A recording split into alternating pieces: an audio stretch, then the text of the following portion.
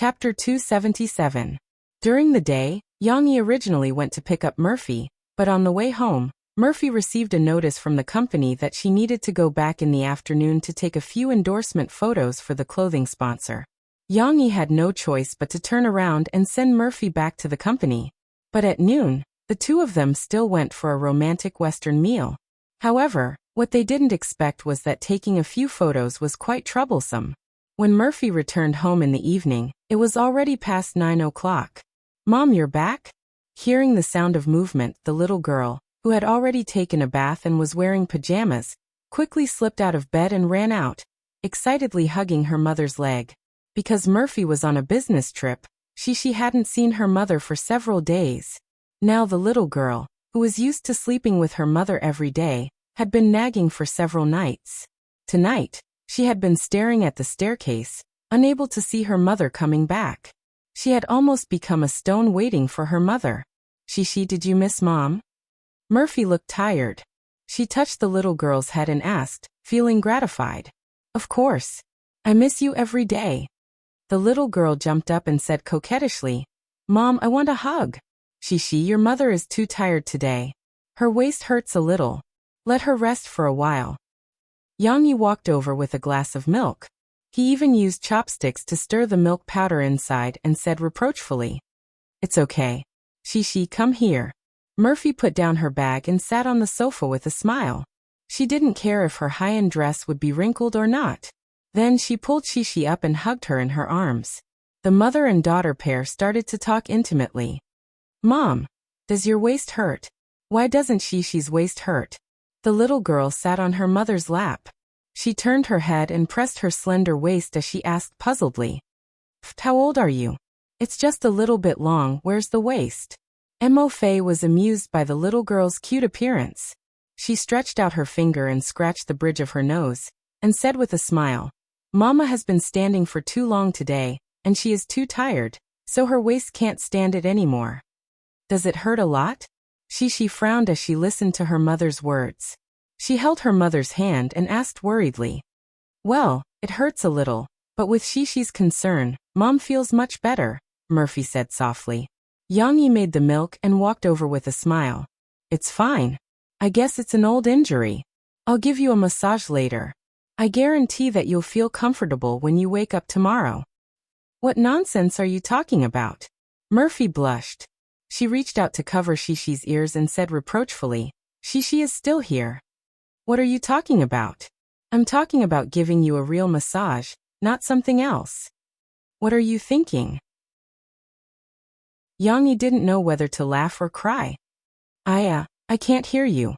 Shishi shook her head and broke free from her mom's hand. She pouted and unhappily said, "Papa, Mom, what are you talking about?" "Papa said to let you drink milk, and then go to bed." Murphy pointed at the time. "It's already 9 o'clock. The little girl usually went to bed from 9:30 to 10 o'clock, but before going to bed, she wanted to listen to a story for a while." "Okay then." Shishi didn't stick to her mother. She obediently came down, held the cup, and gulped down the milk.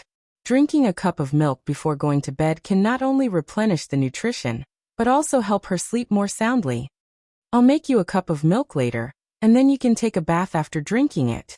Yang looked at Murphy, who was lazily curled up on the sofa, and said softly with some heartache, "Okay." Murphy turned over and lay on the sofa, revealing a beautiful arc. She rubbed her waist, then tried to raise her head and pitifully asked Yang for comfort. "It really hurts." Shishi was drinking milk at the side, but her big eyes were still open, looking at her father and mother's body. At this moment she stopped. While licking the milk on her lips with her small tongue, she handed over the remaining half of the glass of milk.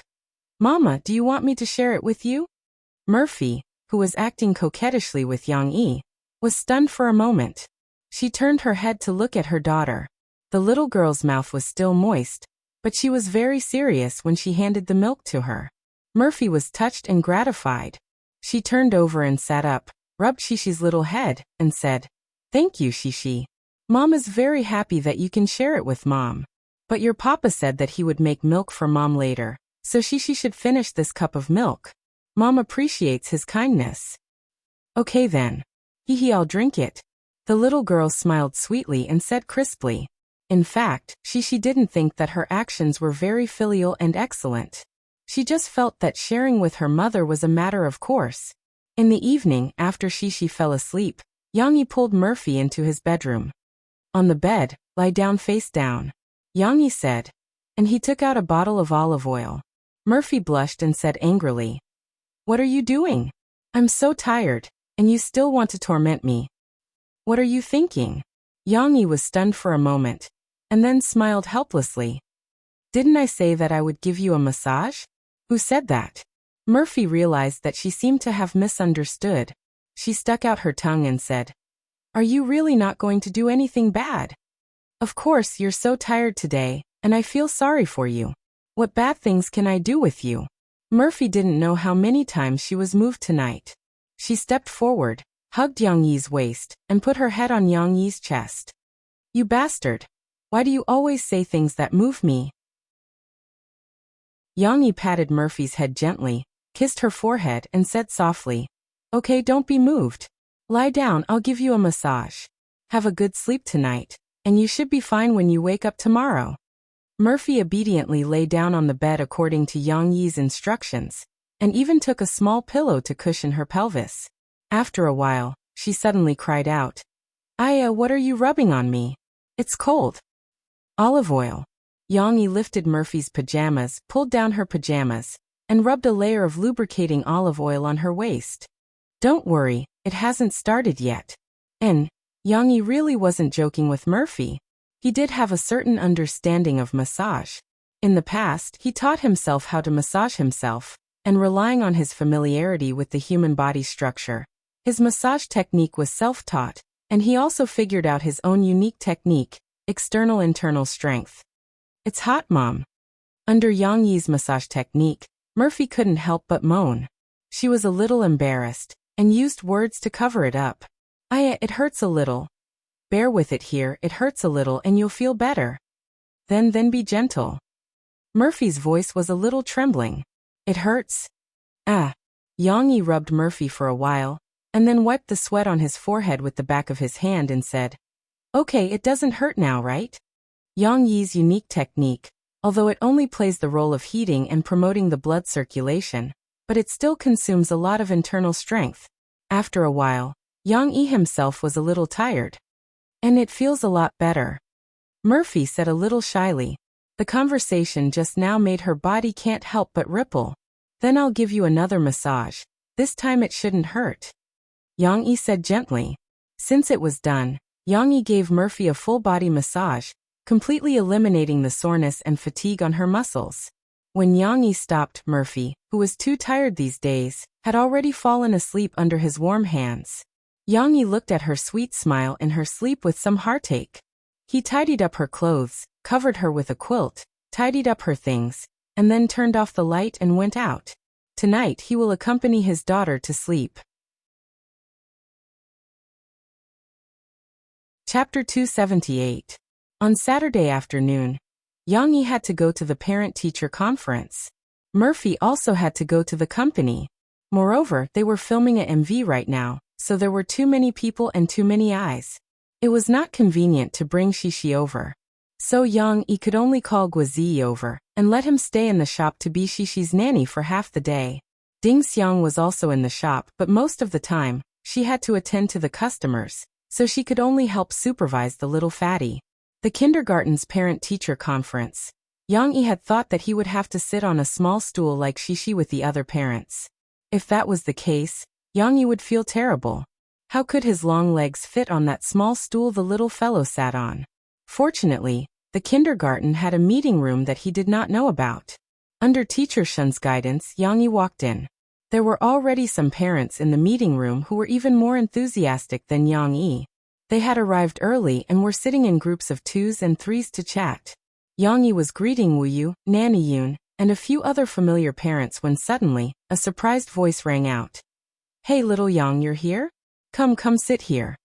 Yang Yi turned his head to look. Lans Hao Kai's round, smiling face appeared in the last row of the meeting room.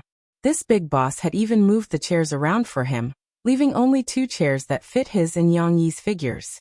Yang Yi smiled and walked straight over to sit down beside Lan's Hao Kai. Boss Lan, why are you so free today to come to the parent-teacher conference in person? Although Yang Yi called him Boss Lan, he used a teasing tone as he laughed. Needless to say, Lan's Hao Kai liked Yang Yi's manner of being neither servile nor overbearing. If Yang Yi was too respectful, he would instead appear distant. Don't mention it. Some time ago, I tried to snatch a piece of land in Shanghai, but I didn't manage to get it. Lan Xian's mother asked me to attend the parent-teacher conference to relax. Lan's Hao Kai waved his hand. The real estate industry. Yang Yi shook his head. Local protection is more serious. Your Jiangnan real estate companies are going to Shanghai. After all, their competitiveness is a little weaker. Little Yang, I didn't expect you to know about this. Lan's Hao Kai was a little surprised and smiled. I thought that a scholar like you who specializes in writing novels would stay at home and ignore the outside world. Yang Yi smiled. I don't know much, but I really don't agree with the profiteering of real estate. If property prices keep rising, then this industry is a disguised form of exploitation for the people at the bottom. Although Lan's Hao Kai was a real estate tycoon, Yang Yi was not afraid to say it in front of him. This was because Yang Yi knew that Lan's Hao Kai would not dislike him because of this. Lan's Hao Kai was stunned. He smiled bitterly and shook his head, saying, What you said is not without reason. If I had a choice, I wouldn't want to be in the real estate industry, but I have no choice. Who asked my father to leave me a real estate company like this? These words were a little annoying, but in reality, Lan's Hao Kai was also teasing himself. When he inherited his father's real estate company, the company's market value was only 200 million. It was only after more than 10 years of painstaking management that it reached its current scale of several billion. Regardless of whether he liked real estate or not, Lan's Hao Kai was not a simple rich second-generation heir. I think that the world's most promising development is not real estate, but the internet. Yang Yi said to Lan's Hao Kai. At this time, Teacher Mu and several other teachers came in. Yang Yi and Lan's Hao Kai's conversation temporarily stopped. Basically, all the parents were present.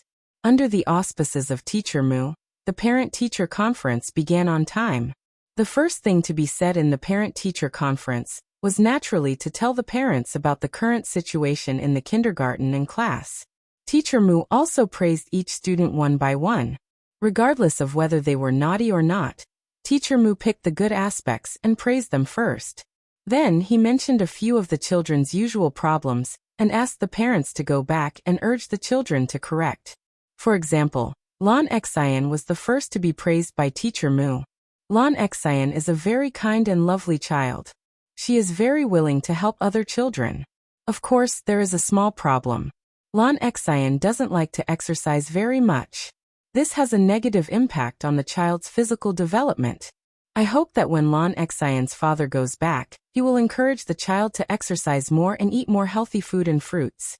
Lan's Hao Kai smiled and nodded. He also took notes. However, when it came to other children, Lan's Hao Kai was not particularly interested in listening. Bored, he excitedly pulled Yang Yi to talk about the internet industry. No wonder he chose to sit in the legendary area of the club. It seemed that he did not intend to listen carefully at all. Yang Yi did not go to school, but he was not very interested in the situation of other children. So while waiting for Teacher Mu to mention Shishi's name, he also continued to whisper to Lan's Hao Kai. The internet can be divided into two parts. One is the traditional internet used by our computers, and the other should be the mobile internet after the rise of smartphones in the past 2 years. The untapped cake of these two markets is as high as trillions. When it came to the internet, Yang Yi could talk more than real estate. They did not talk for long. Teacher Mu turned his gaze to Yang Yi. Yang Yi reacted quickly and immediately shut his mouth. This skill of hiding was 100%. Today, I also want to praise Shishi. Shishi is a very sensible child. She usually listens very carefully in class and works hard to complete the tasks assigned by the teacher. Since school started, she has received 3 big red flowers. Moreover, Shishi also unites her classmates and loves the group. She is also willing to share with her classmates, whether it is delicious food or her story. Teacher Mu's praise made Yang Yi a little happy. He puffed out his chest as if to highlight his identity as the father of the girl who was praised. However, Teacher Mu did not intend to praise him just like that. She still wanted to invite Yang Yi up. Please invite Yang Yi's father up. Yang Yi walked over with a puzzled expression. Teacher Mu said with a smile. I mentioned before that she is willing to share with her classmates. The reason why the child is generous and kind is also related to the education of her parents at home. Shi's father is a very good cook. Moreover, I heard from Shishi that you and your wife often encourage Shishi to share with her friends at home, right? It seemed that she wanted him to share his experience. Yang Yi did not refuse. He nodded and said, Shishi's mother has contributed more in this aspect. Before coming to kindergarten, Shishi was a little introverted. Her mother hoped that she could make more friends and that she could be a generous and positive person. So she bought 2 lunch boxes for her. She is indeed a very open-minded mother. Of course, Yang Shi's father also works very hard. He has to prepare 2 lunches every day. That's not bad. He just needs to buy more ingredients. It won't take much extra time. Yang Yi smiled. But she usually likes to share some fairy tales with other children in kindergarten. Does Yang Shi's father know about this? Teacher Mu asked. Yang Yi nodded and said, This is not my credit. I only found out about this later. But I think she did a good job, so I encouraged her to bravely tell stories to her friends. It doesn't matter if she can tell the complete story. Her mother and I both hope that she can be trained in this process, and also let her have a closer relationship with other friends. This is what we are happy to see. Very well said. I also hope that all the parents here can learn from Yang Shi's father, and encourage them to do something that they can. Don't care about how the child does. The most important thing for us parents is to stimulate the enthusiasm of the children, and let them be trained in these small things. Of course, the biggest reason why I invited Yang Shi's father up is actually because of this book. Teacher Mu suddenly laughed. She took out Shi's bedtime story from the bag next to the lecture under Yang Yi's surprised gaze. Chapter 279. Seeing his book being taken out, Yang Yi was a little surprised, but it was expected. Since Fu Jun told him Shi's bedtime story sold well, Yang Yi knew that one day this book would spread in Jiangqing City. This fairy tale book was recommended to me by my husband, but I didn't expect that the stories in it were all very familiar. For example, this Little Red Riding Hood, these 3 little pigs, and Pinocchio, whose nose will grow longer when he lies, and so on. Aren't they the stories that Yang Shi usually tells other children? Teacher Mu said with a smile. It's also my fault for not reading the book seriously. When I looked back at the title of the book and the author's name, I suddenly realized that this popular fairy tale book was written by Yang Shi's father.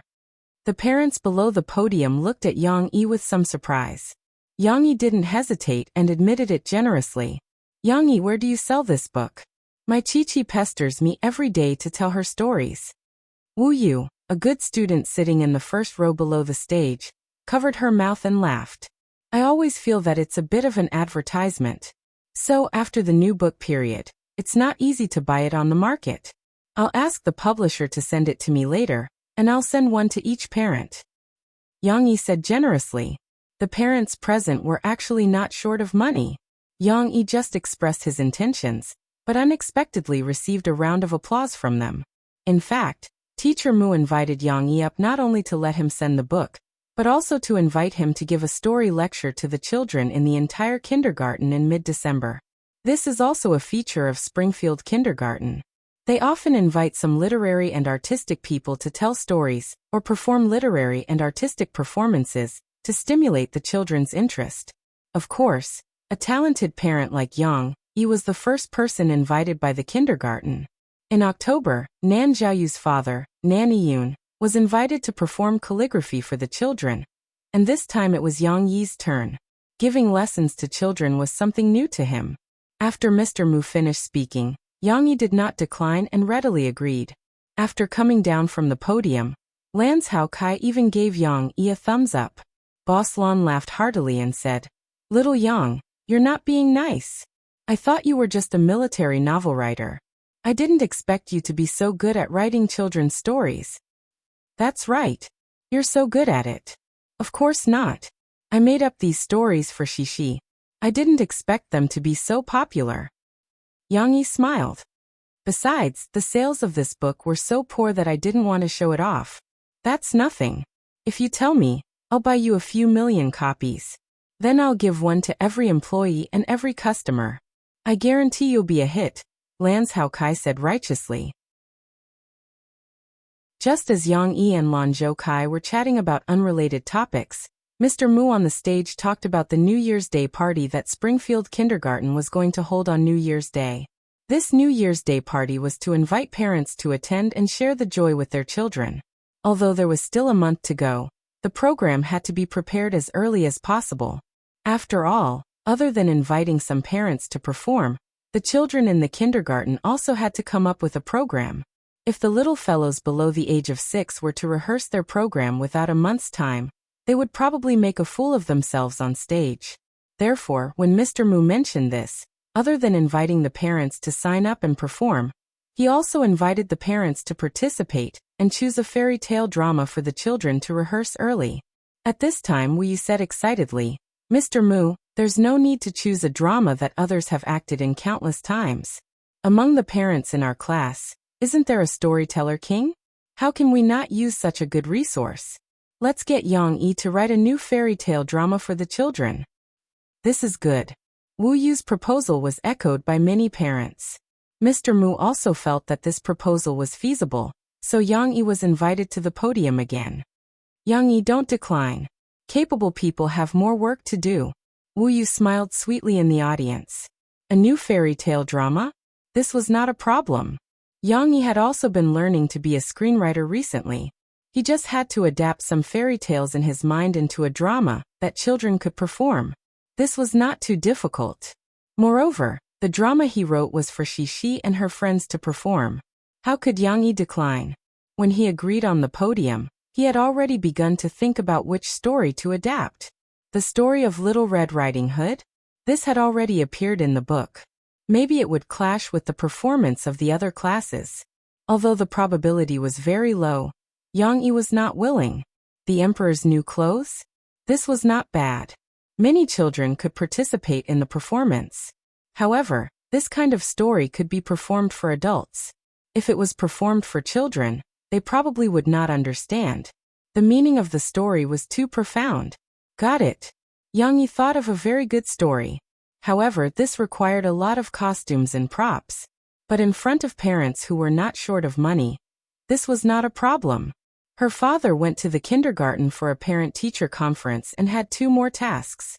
Shishi did not know about these things that were happening. The little girl was sitting face to face with Uncle Gua at this moment, staring at him. Last time, when she ran around with Lan Xian and bumped into customers, although her father did not blame Shishi, he still reminded Shishi to pay attention to the situation when playing. So today, Shishi was very obedient and did not run around. Without the little master chasing after them, the 3 little British shorthairs did not make a fuss. Little Gray and Dodo were lying on the table by the window, squinting their eyes to bask in the sun. Xiao Guai, on the other hand, was lying next to its little master. It turned over and revealed its soft belly. Its long forelimbs pulled at its little master's arm as if it was saying, "Meow, little master, I'm soft here. It's the most fun. Come and scratch it." However, Shishi did not notice. The little girl pouted and looked at Guazi unhappily. Guazi was scared by her look. He could not continue reading the script in his hand. He said to Shishi helplessly, "Miss Shishi, what's wrong with you? My papa asked you to play with me, but you don't play with me. I'm unhappy," the little girl complained. "I'll play with you. Why wouldn't I play with you?" Guazi had to put away the script and sit up. "Uncle won't do anything this afternoon. I'll play with you. Hee, Uncle Gua is so nice." His words made the little girl feel that she was valued. She said with a smile, "Then what shall we play?" "What shall we play?" Guazi scratched his head. He had to think about a game that could be played with children. It could not be too difficult, and it did not need items that were too difficult to obtain. If only there were poker cards. Guazi could play poker with Shishi. But where could he buy poker cards now? Got it. Guazi patted his head and raised his index finger to Shishi. Shishi, wait for me. The little girl turned her head in confusion. She saw Guazi run to the counter and talk for a while. Then he took a stack of small paper and a pen from Ding Xiang. Weren't these used to write menus? No wonder Ding Xiang didn't want to give them to him at first. Shishi stood up, stepped on the sofa, and leaned on the table. She watched Guazi draw 4 lines on the small paper, 2 horizontal and 2 vertical, which crossed each other. She asked curiously, Uncle Gua, are we going to draw? No, this is a game that tests IQ. Guazi said with a little pride. Chapter 280. Guazi and Shishi were going to play 3-piece chess, also known as 9-palace chess. The rules of the game were very simple. The two of them would take turns to draw their own patterns in the 9 grids. Whoever connected their patterns into a line first would win.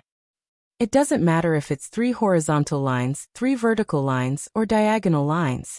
As long as the 3 pieces are connected into a line, the winner will win, Guazi said to Shishi. Do you understand the rules? Guazi explained in detail, and even gave an example. Shishi understood, but her focus was not on the rules. The little girl asked in confusion, why do I have to draw circles or crosses? I like 5-pointed stars. The little girl asked Guazi for a pen. She held the pen in her small hand and drew a crooked 5-pointed star on the paper. Then she raised her small face and said very seriously, Look, isn't this beautiful? Guazi rubbed his forehead and said helplessly, Okay, as long as you like it. At the start of the game, little elf Cece held the guardian of the pentagram in her hand and was about to face the challenge of the fat demon king who was carrying a super donut. Should she weep and watch her home fall? Or should she bravely throw out the pentagram and seal this evil fat demon king? Looking at the battle report brought by the reporter at the front, Guazi let Shishi go first. The little girl pulled a long face and seriously drew a 5-pointed star in the upper left corner of the grid. Although it was still a little crooked, it was much better than the first one. Looking at Shishi drawing the 5-pointed star stroke by stroke, Guazi sighed helplessly. It was obviously much more convenient to draw circles and crosses. Taking the pen from Shishi's hand, Guazi drew a circle in the center of the grid without thinking. So fast, the little girl muttered. She continued to draw her 5-pointed star stroke by stroke in the middle of the vertical column on the left. Guazi immediately drew a circle below, blocking the last grid where Shishi was going to draw a line. No, how can you draw here? The little girl pouted and said unwillingly, Because if you don't draw here, you will win. Guazi said cheerfully, You can't draw it. If you draw it, I won't know what to do. Shishi complained, stomping her feet. It's okay, there are still so many empty grids. Shishi, you can continue drawing. Guazi encouraged, but he was very naughty and did not remind she of a certain problem. The little girl had a temper, but she was not spoiled. As she listened to Uncle Guaziba. Obviously, the little girl's brain circuit was not as complicated as an adult's. She drew the third 5-pointed star in the middle of the horizontal row. Guazi raised his eyebrows and snickered. Taking the pen from Shishi, he drew a circle in the upper right corner of the grid, then drew a diagonal line, stringing the 3 circles together. Ha ha! Guazi laughed proudly. I won! Ah. The little girl only realized later that the circles were strung together. Uncle Guaziba had indeed won. I haven't finished drawing yet. Shishi looked left and right, then pouted and admitted defeat. How is it? Do you still want to play? Guazi laughed cheerfully. Let's do it again. I want to win. The little girl stood on the sofa, arms akimbo, and said full of fighting spirit. However, how could the simple-minded Shishi win against Guazi, who was already 17 years old and had a mature IQ? She always had her own world in her calculations, and would always forget to judge the direction of her opponent's chess pieces. Unsurprisingly, the little girl lost to Guazi, except for one game when she gave up on treatment and played randomly, which led to a draw. However, Shishi was not discouraged. She kept on fighting, and the more she fought, the braver she became. Looking at the little girl frowning her thin eyebrows and thinking with her hands on the table, her bitter and resentful look was somewhat pitiful. Ding Xiang, who had passed by several times, could not stand it anymore. She walked over when there were fewer customers. Guozi, don't bully Shishi. She's so young, and you won't even let her play this game. That's right, that's right. With Sister Ding Xiang's support, the little girl pouted and stood by the side. How can you let her win in chess? Wouldn't that be cheating? Guozi complained. In this game, the willing have to admit defeat. If I let Shishi win, she won't be happy, right? Shishi tilted her head and thought, not understanding why she would be unhappy. She was very happy. Before the little girl could say anything, Ding Xiang, who had come over to fight for justice, asked Shishi to move closer to Xiao Guai. Then she sat down beside Shishi. Come Guozi, I'll play with you on behalf of Shishi. Shishi was a little surprised, but more than that, she was happy. She stepped on the sofa, leaned on Ding Xiang's arm and clapped her hands. Hee okay Sister Ding Xiang, help me win. Guozi, who thought highly of himself, actually didn't think that Ding Xiang could win. He smiled, tore open a piece of paper, drew a 9-square grid, and handed the pen to Ding Xiang. Draw stars, draw stars. The little girl saw Ding Xiang draw a cross in the middle of the grid and hurriedly urged her. Ding Xiang followed the little girl's instructions and changed it while telling Shishi the trick. Shishi, the next time you play this game, if you can move first, you must play here. You have a higher chance of winning here, and the two diagonals can be connected into a line. Yes. He always plays here. Shishi pointed at Guozi and pouted.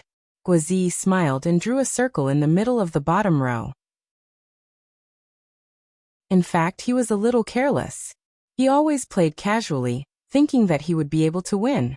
Ding Xiang saw Guozi's move and smiled slightly. She turned her head and whispered to Shishi, "We're going to win." The little girl couldn't tell at all. She leaned close to Ding Xiang's ear and whispered, "Why?" "Look." Ding Xiang drew a 5-pointed star in the bottom left corner. Guozi suddenly frowned. He finally reacted and smiled bitterly. "I lost. Let's talk about it after the game." Ding Xiang was a little dissatisfied. Guozi could only draw a circle in the upper right corner to block the line that Ding Xiang was about to connect. He had no other choice. Ding Xiang then drew a 5-pointed star in the middle of the left column. At this moment, the smart Shishi also saw the chance of winning. She shouted happily, I know. Let me do this." Guozi smiled bitterly. He could only draw a circle in the upper left corner to put out the fire. However, Shishi took a pen and drew a 5-pointed star in the middle of the right column. In an instant, a line was formed. Uncle Guo drew here. We can win there too." The little girl seemed to be enlightened and interpreted clearly. Shishi, who had finally won, didn't have to suffer anymore. She hugged Sister Ding Xiang's neck intimately and smiled like a flower. "Sister Ding Xiang, let's play another game." This time, it was Guozi's turn to be unconvinced. Ding Xiang patted the little girl's little butt and asked her to stand properly, so that she wouldn't fall. Then she shook her head at Guozi. "What's the point of playing this game? You know this 3-in-a-row game can't be lost or won in front of people who know how to play it." Guozi lost the game just now and felt that his IQ was challenged by Ding Xiang. He gritted his teeth and took out his script. He took the blank space on the back and drew many squares. "Let's play 5 in a row. I don't have time to play with you. I have to work." Ding Xiang shook her head, stood up and walked to the bar. "It doesn't matter. I won't disturb your work. When there are no customers, let's walk a few steps." Guozi held the script and chased after her. "I want to see it too." Shishi jumped down from the booth excitedly. In the evening, Yang Yi came back from kindergarten and took Shishi home. "Shishi, do you want to know what the teacher praised you for today?" However, the little girl ran into the bedroom excitedly and took out her drawing paper and small pencil. She ran out again and said, Papa, let's play chess. I'll teach you how to play 3 in a row." "What?"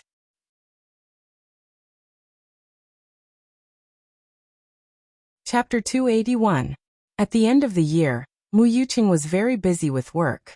But no matter how busy he was every day, He had to spare some time at 10 in the morning and 4 in the afternoon to catch up on Prison Break written by that bastard Yang Yi. Yes, in the past, Mu Yuqing would still respectfully address Yang Yi as Great Master Yang Yi in the book review section. But now, he had gone with the crowd and also scolded Yang Yi as a bastard. Who asked this guy to keep everyone in suspense every day? Just one prison break, and he still hadn't escaped after a few months. There were so many twists and turns that everyone had a heart attack. They were sent to the hospital, recovered, came back for another visit, had another heart attack, was sent to the hospital again, and then struggled in the middle of the night. I want to read the new chapter. Half of the posts in the book review section of Prison Break were discussing the plot, while the other half were urging the author to update. Most of them were complaining about the endless prison break. And the one that everyone raised up was a book friend's godly complaint. Young people don't know the taste of worry, daring to chase prison break, brave and fearless. When one reaches middle age, everything stops. How can one stop without reading the Prison Break? Old people often recall young people's madness. When they read Prison Break, they go crazy again. When the day of Prison Break is over, I'll tell you about it. This book was really poisonous. Look at the poison that can't be stopped. Mu Yuqing recalled the dozens of years of reading books, and couldn't help but want to complain about Yang Yi, the master abuser. Not only did he let Michael's toes be cut off by Abs, but he also set up all kinds of difficulties for Michael's prison break. Almost every plan had some kind of dangerous situation, and the prison break plan was inevitably joined by Teabag Abs. Note: more and more vicious and evil prisoners with ulterior motives. What was even more heart-wrenching was that these people were also scheming against each other. For example, Teabag and Abs hated each other. When Teabag eavesdropped on Michael and his brother's conversation, and came back to tell them that one person would be excluded from the prison break list due to insufficient planning, Abs wanted to get rid of Teabag, the thorn in his side. However, Abs's throat was slit by the struggling Teabag with a razor blade hidden on him, and he was rushed to the hospital. Michael had also lost some of the prison blueprints because he was accidentally scalded. Fortunately, he found Wire, who was locked up in the mental ward, and used his godlike memory to recover the blueprints. Not only inside the prison, but also outside the prison. The mysterious forces had been planning to kill Lincoln. Fortunately, Lincoln had escaped death several times. He had escaped the electric chair, the truck that knocked him down, and the assassination of the agents. However, with his father's help, Lincoln was still unable to escape from prison. In order to cover his father's escape, he surrendered himself to the prison guards who surrounded him. Fortunately, despite all the twists and turns, Michael's plan seemed to be quite thorough. Even if the terrifying Abs recovered and returned, as long as there were no more accidents, they could carry out the escape according to the original plan. However, Mu Yuqing didn't think that things were that simple. Just yesterday, Mu Yuqing saw that in the latest 2 chapters, Yang Yi had tricked the main character again. In order to save his own life, the weak and incompetent gigolo Tavina actually reported Michael's escape plan to Barrack. The shocked Barrack smashed open the floor of the police room, and unsurprisingly discovered the hole that Michael and the others had painstakingly dug out. They were discovered by the tricky prison guard Barrack, who was always targeting the main character? Then why were Michael and the others still playing? Wouldn't all their hard work go down the drain? However, at this time, the evil Yang Yi actually stopped the chapter. Mu Yuqing's heart was in so much pain that he couldn't sleep well. He finally managed to stay up until 10 in the morning, and saw the latest chapter. What happened? Mu Yuqing couldn't wait to open the webpage, and subscribe to the latest chapter. 2 seconds later, Mu Yuqing excitedly waved his fists. Grandpa, well done. It turned out that when Barrack discovered the hole, Westmoreland had also appeared at the door of the office. He held the shovel and wrestled with Barrack. Although the old man's physical strength couldn't compare to Barrack, who was as fat as a pig, the old man still managed to turn the situation around in the end. He unexpectedly grabbed the iron kettle and smashed Barrack, who had snatched the shovel away. However, the scene that followed made Mu Yuqing's heart wrench again. Why this scene? Because Yang Yi also included an illustration. In the illustration, Grandpa Westmoreland was shakily pulling out a long glass shard from his waist. Yang Yi also used a technique of illustration to give a close-up of the blood-stained glass shard. In the struggle just now, the old man was pushed by Barrack onto the table and crushed the coffee kettle. The broken glass shard pierced into his stomach. Old master won't die, right? Mu Yuqing finished reading this chapter. He was on tenterhooks and felt a little uneasy. The old man still covered his wound, pushed the trash can out, and returned to the team.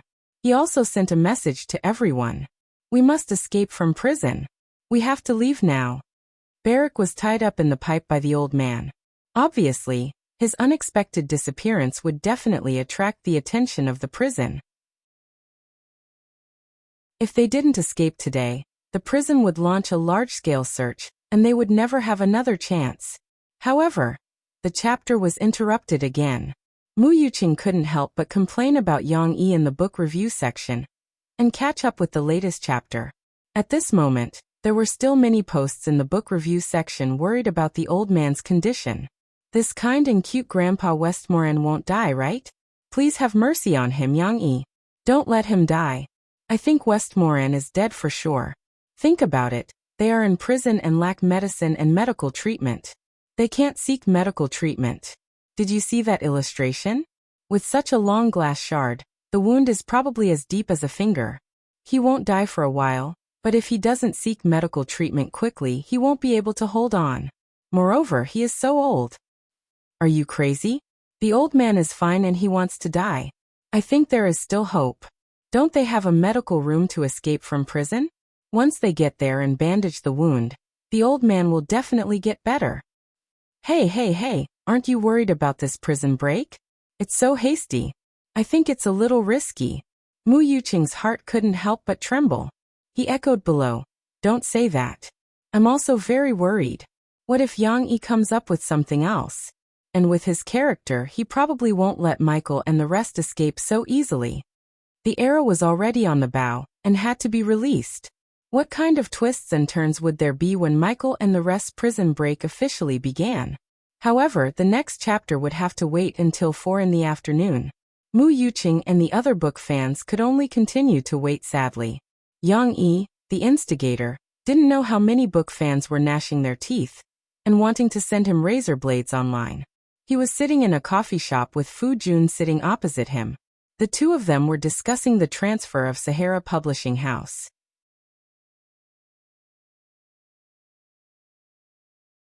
Chapter 282. Fu Jun thought about it for a long time, and decided to come to Jiangqing personally to talk to Yang Yi. If he wanted to speed up the development of Sahara Online Shopping Mall, it was obviously not enough to rely on Sahara Online Shopping Mall alone. He had to increase capital and expand shares to bring in new capital.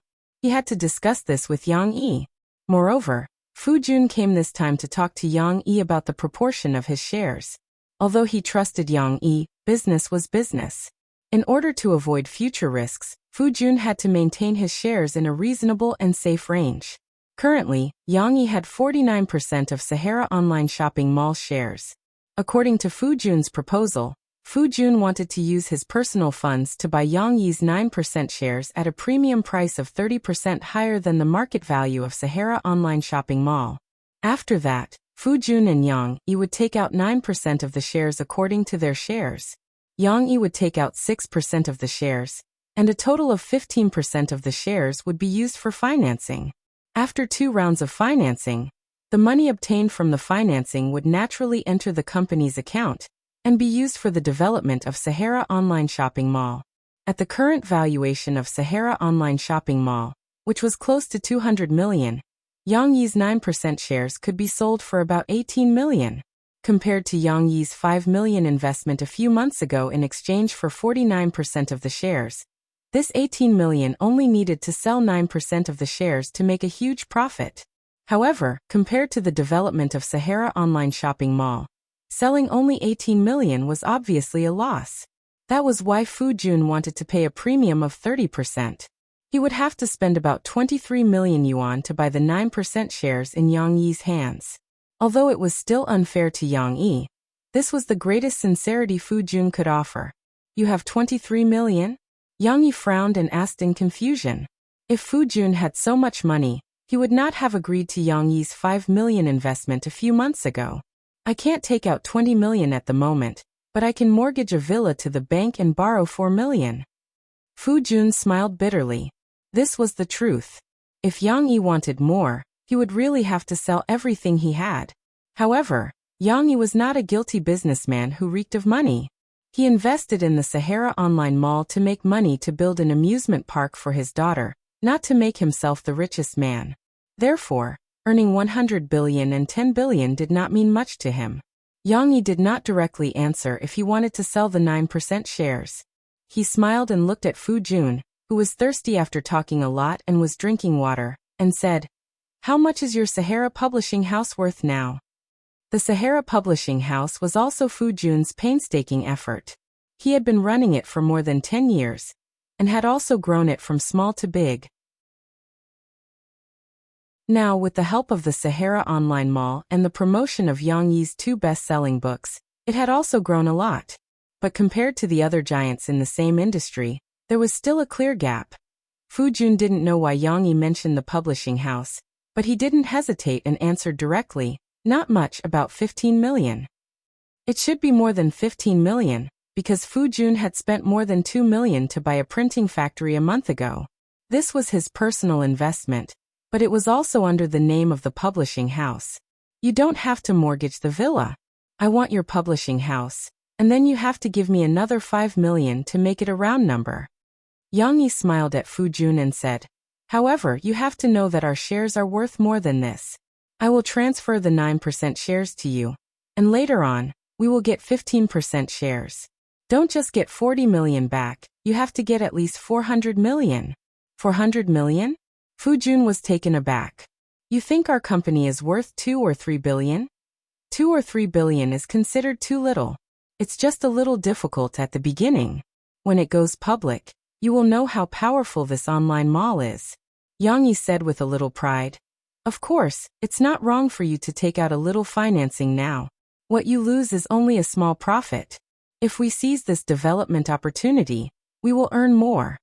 After listening to Yang Yi's description, Fu Jun asked with some emotion, "Since you think it's worth 2 or 3 billion, why are you still willing to sell it to me at such a low price?" Yang Yi was amused. "That's because I'm not just investing in the Sahara Desert. I'm also investing in you. You can steer the ship with peace of mind, and let the online shopping mall develop well. I can also earn back the money I lost in the future." Fu Jun's overall ability was not particularly outstanding, but he had a good character, and had his own unique management skills. In addition, he listened to Yang Yi's words. Where could one find such a shopkeeper? If he didn't support Fu Jun, did Yang Yi want to see investors squeeze Fu Jun and him away, and wantonly alter the development of Sahara Online Mall? Why do you want Sahara Publishing House? Fu Jun was actually still a little reluctant. After all, the publishing house was his first child. However, it was not impossible for him to give it to Yang Yi because his focus was now more and more on the online mall. He had almost no time to pay attention to the development of the publishing house. Publishing house? Don't I write my own books? Not all content is suitable to be published on the internet. It's much more convenient to have a publishing house. Yang Yi said truthfully. You want Sahara Publishing House to serve you alone? Fu Jun was dumbfounded. Yes. Isn't it fun to do this? Yang Yi said happily. I'll throw the manuscript to the publishing house, and they will proofread it for me, typeset it, and so on. Then they will arrange for it to be sold on your online mall. It's a one-stop service, private customization, and absolutely first-class enjoyment. In fact, Yang Yi had this idea. Regardless of whether the publishing house could be profitable or not, Yang Yi wanted to build it into a publishing house that belonged to him alone, just like Murphy's studio. Since he was a person who was reborn, Yang Yi could be willful and enjoy it. Why not? What's more, Yang Yi wasn't worried about the profits of the publishing house. In the future, he would write a lot of works. With the publishing house responsible for their various copyright operations and promotion, they would definitely make a lot of money. Yang Yi could also save a lot of trouble. The two discussed the transfer of shares of Sahara Online Mall and the financing of capital expansion. Fu Jun curiously asked, Yang Yi, are you going to invest the remaining 5 million into micro-broadcasting? Yang Yi smiled faintly and nodded. Microbroadcasting's development had also reached a critical period. Not only did they need to increase investment to buy servers, but now Yang Yi also asked Mao Peifu to make a star recruitment plan. Microbroadcasting's development model was different from Facebook's. By spending some money to let some big stars open their own microbroadcasting accounts, they could attract more people to understand and join the new microbroadcasting. Yang Yi was confident that as long as they registered accounts and started playing microbroadcasting, it would be difficult to get rid of it in the future. But all of this required money. Although Yang Yi's remuneration was high, almost half of it was invested in Murphy's studio as the second phase of funds. There was also a portion of miscellaneous expenses. Now he was living a tight life. Do you still need investment for microbroadcasting? Fu Jun's eyes immediately lit up, and he asked happily, I still have money, I'll invest for you. Yang Yi helplessly rolled his eyes and said, President Fu, don't worry about the online mall. This is the real money tree. Microbroadcasting is nothing compared to this. Yang Yi didn't lie to Fu Jun. No matter how well microbroadcasting developed, there were limits. Besides, he originally wanted to treat microbroadcasting as his own toy. In order to prepare for Murphy's development in the future, even if this project developed slowly, he estimated that he wouldn't use financing. Fu Jun was a little disappointed, but he didn't mention this issue again. He had achieved the basic purpose of coming to Jiang City today.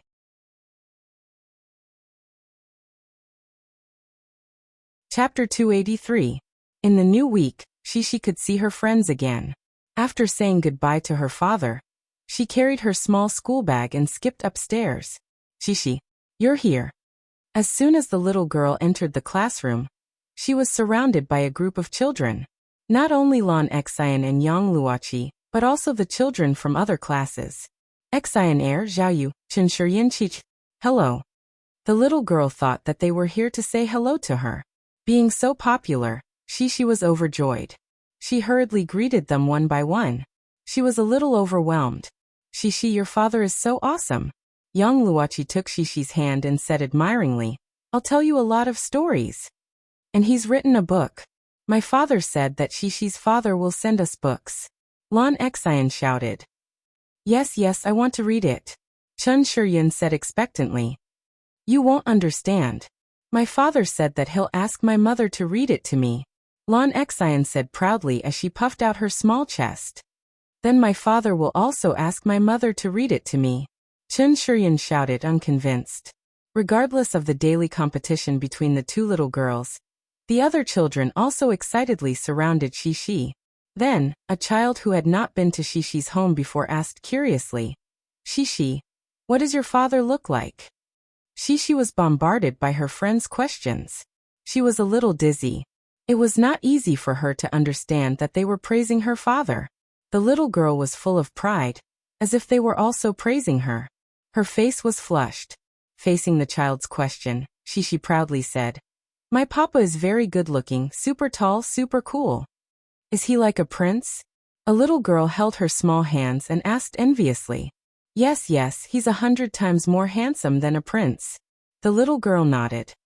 My father has also published books, but I also think that your father is the best. Nan Zhaoyu said enviously. Your father is much more interesting than my father. I don't even want to go home when I play with your father, Shishi. He wondered what Yang Yi would think if he knew that Nan Zhaoyu had praised him like that. Shishi was very happy when she heard this. She even giggled and said, Then Zhaoyu, you can come to our house to play. You don't have to go back. However, Nan Zhaoyu said worriedly, No, if I don't go home, my parents will be worried about me. Alright then. We can't let Papa and Mom worry. Shishi also nodded vigorously. I like to go to Shishi's house. Shishi's house is much more fun than mine. Lan Xian shouted. Shishi, can I also go to your house and not go back? But what if your papa doesn't agree? Shishi asked worriedly. Lan Xian thought for a moment and said with certainty, My father will definitely agree. He likes me to go to your house to play. Hee, then can we sleep together? The little girl held Lan Xian's hand. I also want to go to Shishi's house to play. Yang Luoqi looked at them enviously. I want to play with Shishi's father. There were still a few girls who could not forget. When Nan Xiaoyu heard this, he kindly said, "My father said that Shishi's father will come to tell us a story soon. Just like the last time my father came." Really? Nan Xiaoyu was suddenly surrounded by a few little girls, who all asked at once. Really, really? He was a little flustered and quickly nodded. A liar is a puppy. That's great. I like Shishi's father. I like him too. Will he bring us delicious food? Because today's work was only arranged to shoot a music video, and Murphy's scenes were pitifully few. After finishing early, Murphy could go home early for once. Shishi was picked up by her father. When she saw her mother, she could not wait to pounce on her, her little face full of excitement. Mom, do you know? I'm very happy today." "Really? Why are you so happy?" Murphy picked up the little girl and asked with a smile. "Because everyone likes me and Papa so much," the little girl proudly said to her mother. "They all want my Papa." Yang Yi walked over with Shishi's school bag, took out the little girl's lunchbox, and said with a smile, "It's probably because after the parent-teacher conference, their parents told their children that I wrote a book for Shishi. When Shishi finished school just now, a group of children lined up to say hello to me, which gave me a fright." He said it lightly. Murphy did not know how popular the scene was at that time. A group of children rushed to him with shining eyes. Each and every one of them was like a fan. If they could say a word to Yang Yi, their faces would bloom with joy. If they could hold hands with Yang Yi, whether it was the little boy or the little girl, they would all be happy. Yang Yi found it difficult to understand their excitement, and he did not know how many good things his daughter said about him to these children in class. It was almost as if they had set up a cult to worship Shishi's Papa, and praised Shishi's Papa, as if there was no other good father in the world. "Look at how happy you are. With so many children saying hello to you, you must be very proud, right?" Murphy said with some jealousy. Mom, there's more.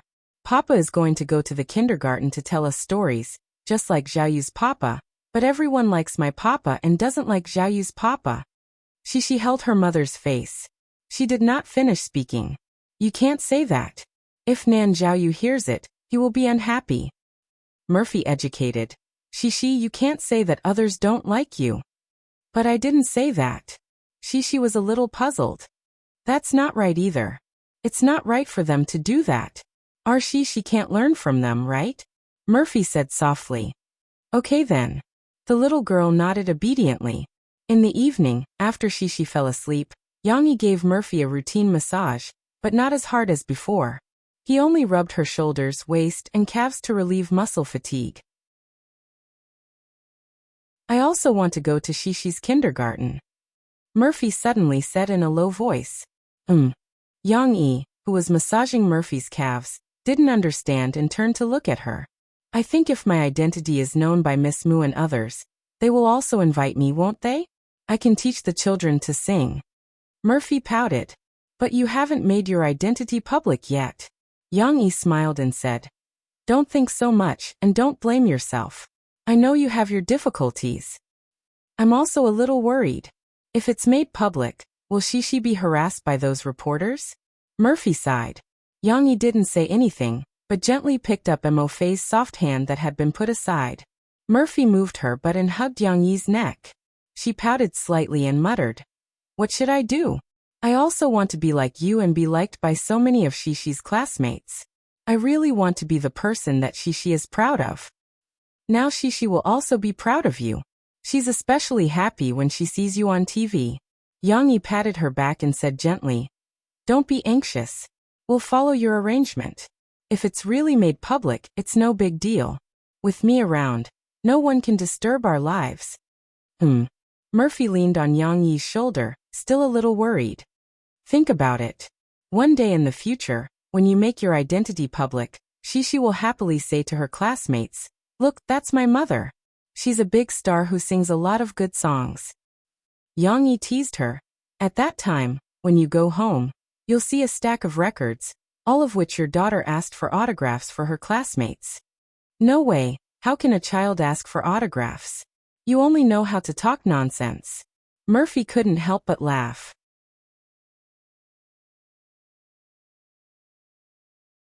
Chapter 284. Get ready, all cameras. Are you ready? Action. With a shout mixed with Chinese and English, several cameramen walked in a bamboo forest with cameras and took pictures. There were also people helping to pull the strings. And in the midst of the falling bamboo leaves, a beautiful woman in a plain white ancient costume slowly walked out, as if she had traveled through time. Her appearance was unparalleled, delicate and refined. Her expression was indifferent, and her temperament was otherworldly. Her fluttering white dress made her look like a fairy. Her beauty was somewhat suffocating. Without accompaniment, her red lips slightly opened as she sang. Time is hard to come by. The autumn wind is tired of drifting. The setting sun refuses to leave, hanging on the wall, reluctant to part with me. Yes, the person who was surrounded by photographers was Mo Fei, who had changed into an ancient costume. Mo Fei, who had changed into the ancient costume, was really beautiful. She seemed to have become 10 years younger. What was even more amazing was the original cold temperament of her body, which matched with her white ancient costume dress, gave people the feeling that she was a fairy who had descended to the mortal world. She almost didn't look at the camera, as if there was no one around. While looking around, she slowly sang the lyrics. Without accompaniment, she sang with a resonant voice as if there was an accompaniment. The words that once whispered in my ears have already flowed eastward like the sound of the tide. The most wonderful part was the first sentence. Mo Fei's high but not overbearing voice echoed in this bamboo forest, and it was fascinating to listen to. Note 1. After this scene was shot, the director was obsessed with Murphy's appearance and singing. After a while he remembered to shout, "Cut!" He walked over and sighed. There was a problem with the shot just now. Murphy, although I said that you don't have to be in the camera, you can't not look at the camera the whole time.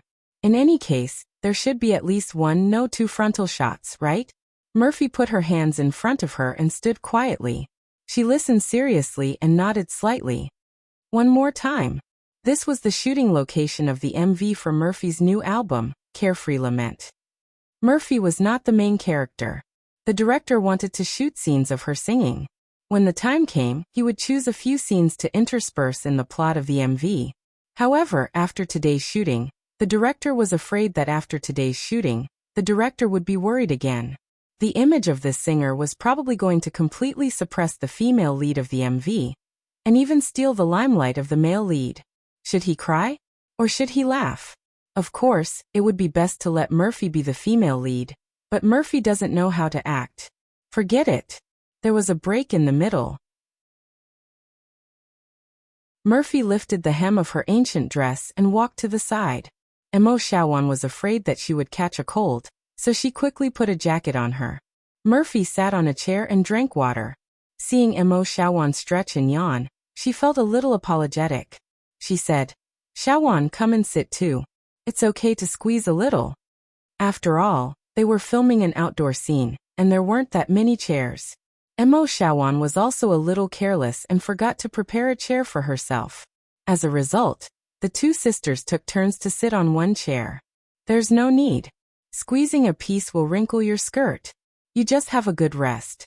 I'll sit again when we're filming. Mo Shawan smiled as she wiped the tears from her yawn.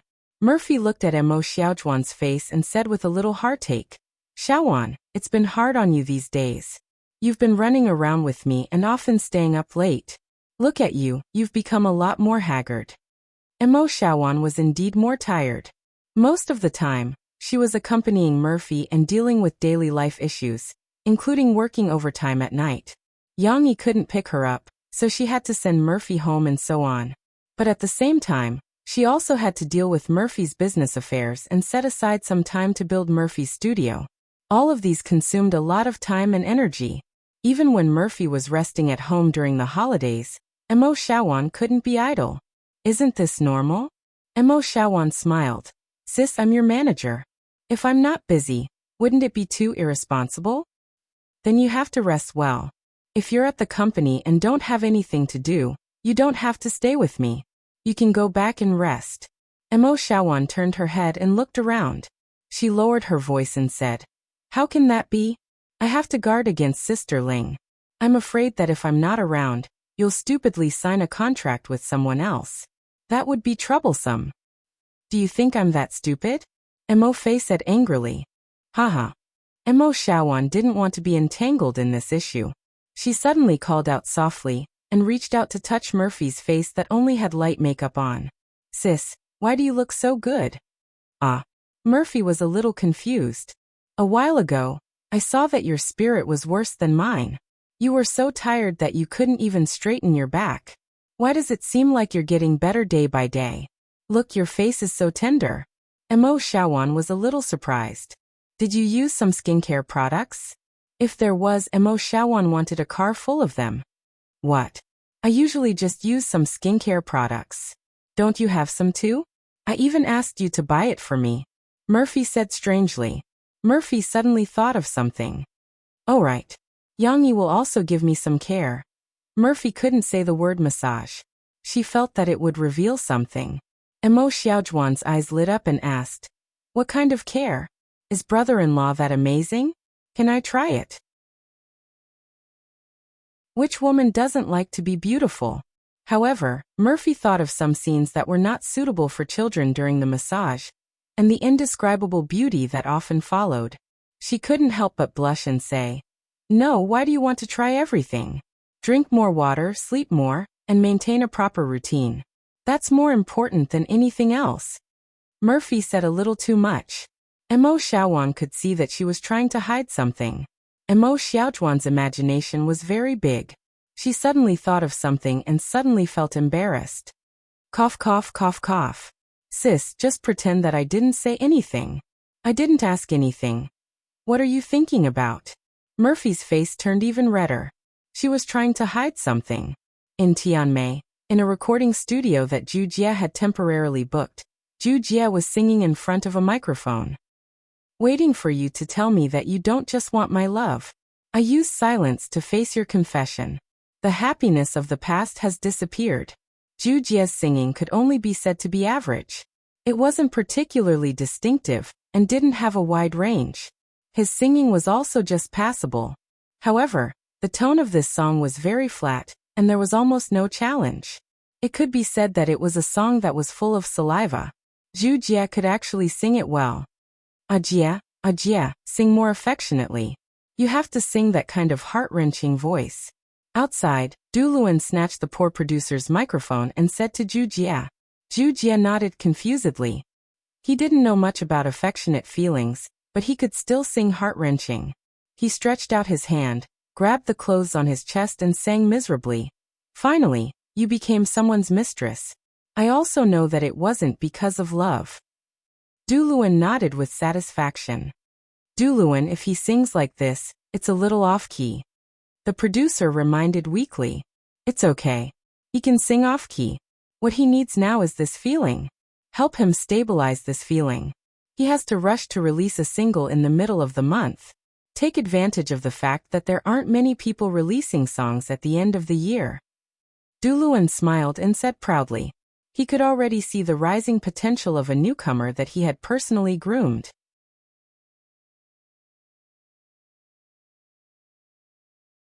Chapter 285. The weather was nice today, and Yang Yi was sitting in a booth next to the floor-to-ceiling window of the coffee shop. He was enjoying the warm sunlight as he concentrated on making changes to a stack of manuscript. He flipped through the manuscript, and sometimes he flipped to the first page. On it was written, Ugly Duckling. Screenwriter, Yang Yi.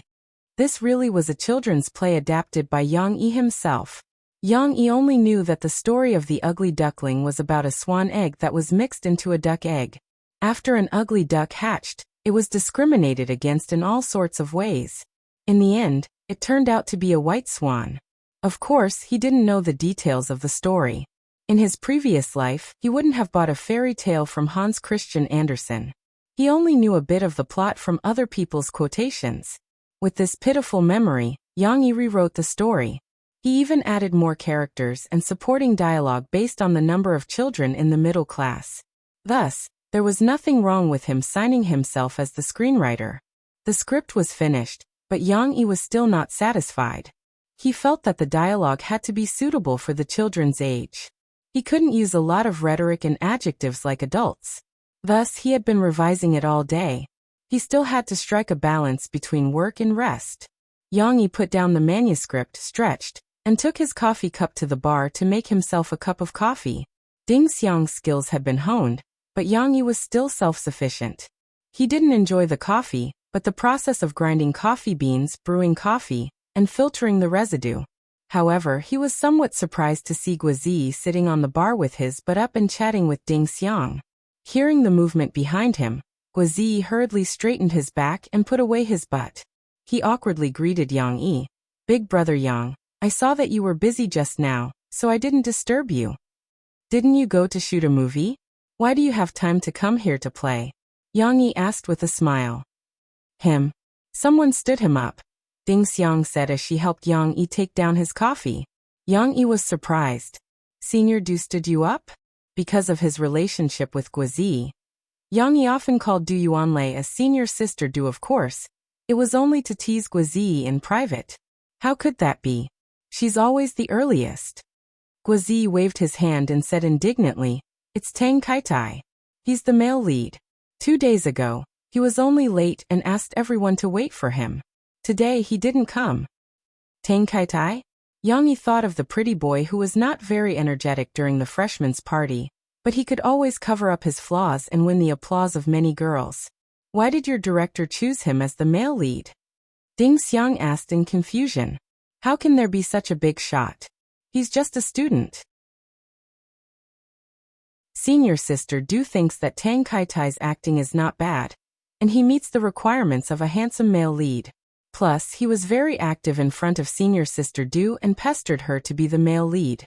Senior sister Du didn't have a better candidate, so she let him try. Guozi made excuses for Du Yuanlei. Today he didn't deliberately not come. We waited for a while, then he called to say that there was an emergency at home, and he had to go back. There's no other way. Guozi spread his hands. The actual situation was similar, but Guozi knew that Tang Kaitai was just making excuses. He could see that this guy showed all kinds of impatience after the movie started shooting. He was smiling on the surface, but cursing in his heart. Tang Kaitai paid attention to his image, but he deliberately showed his easygoing side. What he did exposed his true thoughts. This time he didn't come, which brought a lot of trouble to the crew. Originally, they were going to shoot Tang Kaitai's scenes today. Du Yuanlei was worried that this guy would change his mind, so she brought forward all his scenes and asked Guozi, Qinwen, and a few other supporting roles to memorize the corresponding scripts. However, if he didn't come, today's scenes couldn't be shot at all. Du Yuanlei and everyone's previous preparations were all in vain. Moreover, Tang Kaitai said that because he was going back to Xiangnan, he wouldn't show up at school for a week. Although he sincerely apologized on the phone, Guozi could see that Du Yuanlei's face was as black as the bottom of a pot. Guozi was actually very annoyed, and he looked down on Tang Kaitai even more. But since they were all in the same crew, it was not good to speak ill of others behind their backs. He could only say what he could say to Yang Yi and the others. "So we're not shooting today?" Yang Yi didn't understand the process of shooting a movie at all. He made his coffee, then turned around and asked with a smile. He motioned to Guozi to finish the coffee in his cup, and then poured a cup for him. "We can't shoot, the main character didn't come, we can't just shoot blindly, right? Senior Du said that she will go back and take a look today, and then decide what to do tomorrow. She will inform us on SNS. Guozi said. "Good things come with setbacks. The problems you encounter now are just stepping stones for your future success." Yang Yi smiled and raised his cup to Guozi. "Come on, young man. You must always believe that good things are about to happen." What a big bowl of chicken soup. Guozi and Ding Xiang looked at each other. They didn't expect Brother Yang to do this. In Yangcheng, Li Manman, who had just participated in a product endorsement launch, walked out of the venue with a smile. Her agent, Ichi, and several security guards helped to block the reporters and some enthusiastic fans that swarmed over. "You've all worked hard. Everyone go home early and rest. Thank you, thank you," Li Manman said with a smile as she received flowers and gifts from her fans. When she was about to walk out of the hotel, a reporter squeezed over with a small recording pen.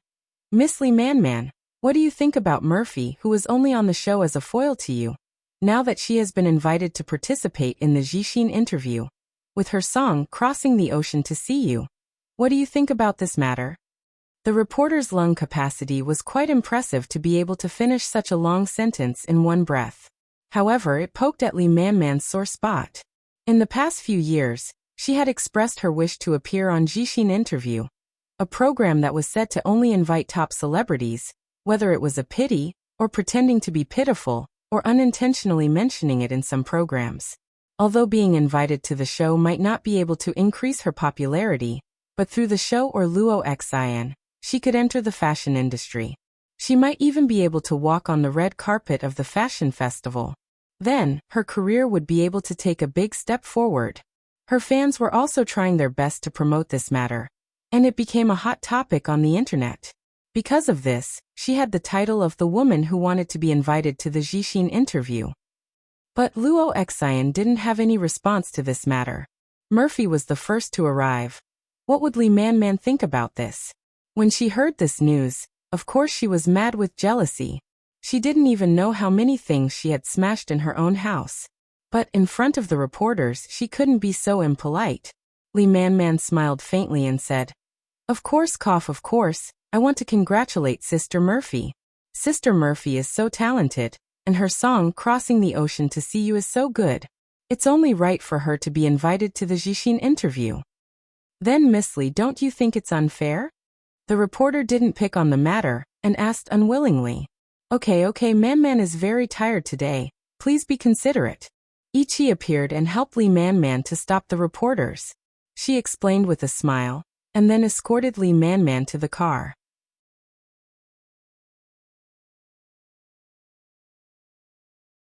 Chapter 286. Sorry, this chapter was added for Mr. CZX. Ah. Yang E, you scammer. Who can tell me his address? I want to send him a razor blade. No, I want to talk to him personally about life. At 4 o'clock in the afternoon, in the office of a technology company in Guangzhou, there was a desolate and desperate roar. The subordinates outside couldn't hear it clearly, and could only see Mu Yuqing inside the glass room pulling at his hair and going crazy. With his tie torn off and his messy hairstyle, Mu Yuqing's elegant image was nowhere to be seen. As a newly appointed department manager, this was the first time he had lost his composure like this. His subordinates were so scared that they were trembling in fear, afraid that they would be burned by the new manager. What happened? What made Mu Yuqing curse Yang Yi so crazily? It wasn't just Mu Yuqing. The tens of millions of netizens who were following Prison Break also flashed their knives and sticks. Yang Yi, get out here. I promise I won't beat you to death. The prison break was over. No, it couldn't be said to be over. Even though the title of the latest chapter had written in brackets, it wasn't completely over. The scammer Yang Yi made a return trailer at the end of the chapter. Wait, forget about the trailer. Let's look at the content of the latest chapters first. Previously, Barrack had been tied up in the pipe by the old man. So Michael and the others had no choice but to start the prison break in advance. Michael didn't hesitate to use a knife to force Warden Pope, who had been taking care of him, to inform someone to transfer Lincoln to the infirmary. After many twists and turns and difficulties, Michael and Lincoln finally followed the route they had planned and climbed out of the prison. Even though old Westmoran, who had died of his injuries, and Sucre's brother, Manch, who had broken the rope and fallen down because he was too fat, the others still managed to cross the wall successfully. The day before yesterday, when Mu Yuqing and the other readers saw the empty wall and Manch being pressed to the ground by the prison guards, they confirmed that Michael had also successfully escaped. They were moved to tears, thinking that Yang Yi had changed and wasn't scamming his readers anymore. They were too naive. The plot after the prison break once again made their hearts clench. Michael and the others did not escape danger. They found the car that Abdul had arranged for them, abandoned the mentally ill Wire, and drove away from the prison guards. But in the process, the suppressed conflict in the team erupted again. Abs wanted to kill Teabag in the car, but Teabag had already planned it. He locked himself and Michael together and swallowed the key. Abzuz needed Michael's plan, so he could only give up on it for the time being. In the subsequent journey, in order to avoid the pursuit of the police, the car got stuck in the mud. and the team could only abandon the car and walk on foot. Then, in a farmhouse, they had a conflict again. In order to get rid of Teabag, Abzuz took advantage of Sucre, and the others holding Teabag down to chop off Teabag's hand with his axe. When Mu Yuqing and the others saw the word, and in the latest chapter, they thought that everything was over, and that Yang Yi would arrange for these people to get on the plane and leave. However, the beginning of the chapter explained the situation of some of the characters. The mentally ill Wire continued to escape on a bicycle. Teabag was not dead. Sarah was found unconscious after being injected with an overdose of drugs, and Veronica appeared in front of Terrence, who was killed by Lincoln. It was as if the fog had just revealed a small corner. However, Yang Yi explained the rest of the plot while they were getting more and more uneasy. Just as the last 5 people rushed to the plane that was supposed to take them away flew away. The police car was still chasing after them. End of Volume 1. Trailer. Volume 2 will begin again on January 1st next year. Please look forward to it. Yes, this line of words made Mu Yuqing despair and go crazy. What the hell? Shouldn't Prison Break have ended after they escaped from the prison? Why did it only end with Volume 1? Well, even if Volume 1 ended, why didn't it continue? You'll start again on January 1st next year after a month. What the hell was that? You want to take a break for a month? Isn't this cheating the readers? I've seen Yang Yi's nonchalant way of ending chapters, and I thought that was the peak of what humans could do. No, we're really too stupid. What's even better than ending chapters is this, ending the book. Some readers in the book review section laughed bitterly. Someone else laughed. What's the big deal about ending the book? Yang Yi is F***king not updating. Even the reason is so fresh and refined. Someone below went crazy. What should I do if I want to abandon the book? What sin did I commit in my previous life to come and read Yang Yi's book? I even read Prison Break. I want to abandon the book too. But I can't. I still want to know how they escaped. Will Sister Sarah die? Such a gentle and kind Sister Sarah, please don't die. And what will happen to Teabag and Steelwire? Upstairs +1. Speaking of which, Yang Yi hasn't stopped updating. Next door, The Remaining Sins is still updating. I don't want to read The Remaining Sins. After reading Prison Break, The Remaining Sins and other online novels have become boring. Sigh, but what if there's no more books? Forget it, let's go read The Remaining Sins. Hopefully, Yang Dada will come back and update Prison Break soon after seeing how much we support him. Gradually, the atmosphere in the book review section changed. Although there were still some readers who had just seen the trailer and were still scolding Yang Yi, more and more people flocked back to the book review section of The Remaining Sins. During this time, The Remaining Sins, which had fallen a little, rushed back to the top of the rankings while Prison Break, which was at the top of the list, was still standing firm.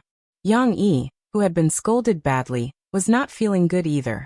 He received a call from his hometown. Brother, I don't want to study anymore. I want to work. The person who called Yang Yi was his younger sister. Yang Yi's younger sister, Yang Huan. Yang Yi was the eldest brother, and he had a younger brother named Yang Qing. Finally, there was his youngest sister, Yang Huan. Yang Qing was 2 years younger than Yang Yi. Unlike Yang Yi, he had been working at home and was an honest farmer. Although his predecessor had been living frugally to send money home, Yang Qing had used it all for Yang Huan's studies. In the past few months, Yang Yi had started to give more money, which was why his family had arranged for Yang Qing to find a partner. They were still in the process of dating, and both parties were satisfied. They might get married next year. Yang Huan was only 19 years old. Children in the countryside started school late. She was only in her second year of high school, but her grades were very bad. She did not focus on her studies and always wanted to go to the big city. After all, she was still young. Moreover, she was the youngest child that everyone in the family doted on.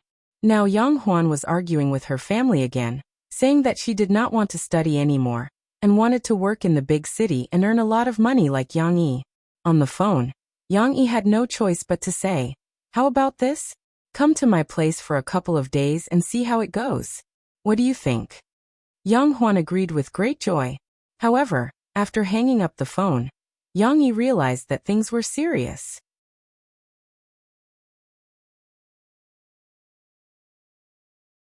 Chapter 287. Things were getting serious. His sister was coming. There were only 4 words left in Yang Yi's mind.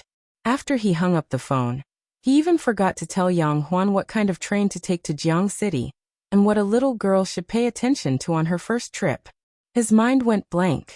After a long while, he finally realized that Yang Huan was going to come to Jiangcheng. He couldn't and shouldn't stop her. After all, the reason why he wanted Yang Huan to come to Jiangcheng was because he wanted Yang Huan to study in a better school for a change of environment. But the problem was that he wasn't ready to tell his family everything. He hadn't been home for 2 years. Why did he suddenly have a 4-year-old daughter? He told his family on the phone that he had made some money. But in the past few months, the remittances had increased gradually, and the total amount was only a little more than 100,000. Now he drove a car worth a few 100,000 and lived in a house worth a few million. Of course, the house was easy to explain. After all, it was only rented for 1 yuan. But what about the company and studio that he had invested tens of millions in? So much money, but he only gave his family a little more than 100,000. It didn't make sense. Wait, how did he make so much money? It seemed quite difficult to explain. Writing books was indeed profitable, but why did he not write books in the past and suddenly start writing novels now? Luckily, Yang Yi joined the army early. At that time, Yang Yi was only a few years old. She didn't know much about Yang Yi's situation in school. Maybe he could fool her a little. But why did he have to explain? Yang Yi felt that his head was about to explode. He had just fooled Murphy, and now there was another big challenge. Yang Huan was a mischievous girl. She wasn't easy to fool. In the evening, Yang Yi told Shishi about it. Shishi, your aunt will come in a few days. What's an aunt? Shishi asked in confusion. An aunt is Dad's sister. Just like Wang Xiyun is Wang Xijuan's sister. Yang Yi gave an example of Shishi's kindergarten classmate. Really? Daddy's younger sister is Auntie Pretty?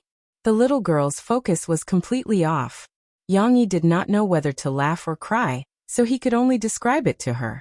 As a result, the little fellow was inexplicably excited. Although Yang Yi repeatedly said that his aunt had no money and would not bring gifts for her, she still looked forward to his arrival. When Murphy came back in the evening, the first one who ran up to her was Shishi. Mom, my aunt is coming. They'll be here soon.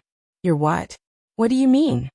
Murphy didn't hear him clearly at first, so she was a little confused. My auntie. Mom, you don't know either? Papa said that she was Papa's little sister. Just like how Wang Xiyun is Wang Xijuan's younger sister. Shishi imitated her and began to show off her knowledge. However, Murphy was stunned. She was a little confused when she heard the news. First, she looked at Yang Yi, waiting for his confirmation. That's right. She argued with my family that she doesn't want to study and wants to work. I asked her to come over first to do some ideological work, so she might come over in a few days. Yang Yi touched his nose and smiled bitterly. Murphy's reaction was somewhat beyond Yang Yi's expectation. She was completely confused. Yang Yi brought her the chestnut and mushroom chicken soup. She drank it absent-mindedly and swung the spoon mechanically. If Yang Yi had not seen her and stopped her, she would have eaten the ginger slices. In the evening, Shishi fell asleep sweetly with expectations for her aunt. Murphy pursed her lips and began to confide in Yang Yi. Yang Yi, I'm scared. Yang Yi felt that he was the one who was nervous and worried. But Murphy actually told him that she was scared. He couldn't help but be surprised. What are you afraid of? Yang Huan won't eat you when he comes.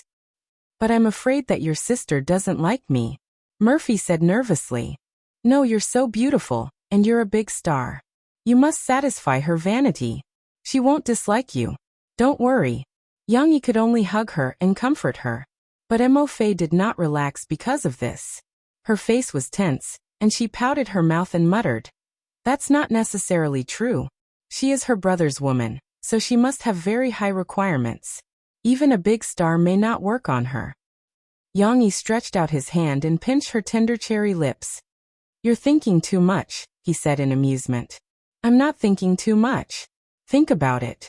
When she sees me and Shishi, she must have a lot of thoughts in her heart. In the past, you didn't take Shishi back. Now that you suddenly have a little niece, She must think that it's my fault. Even if she doesn't say it, she must blame me in her heart. She must think that I'm an overbearing sister-in-law. No, I'll explain it to her. Yang Yi didn't know whether to laugh or cry.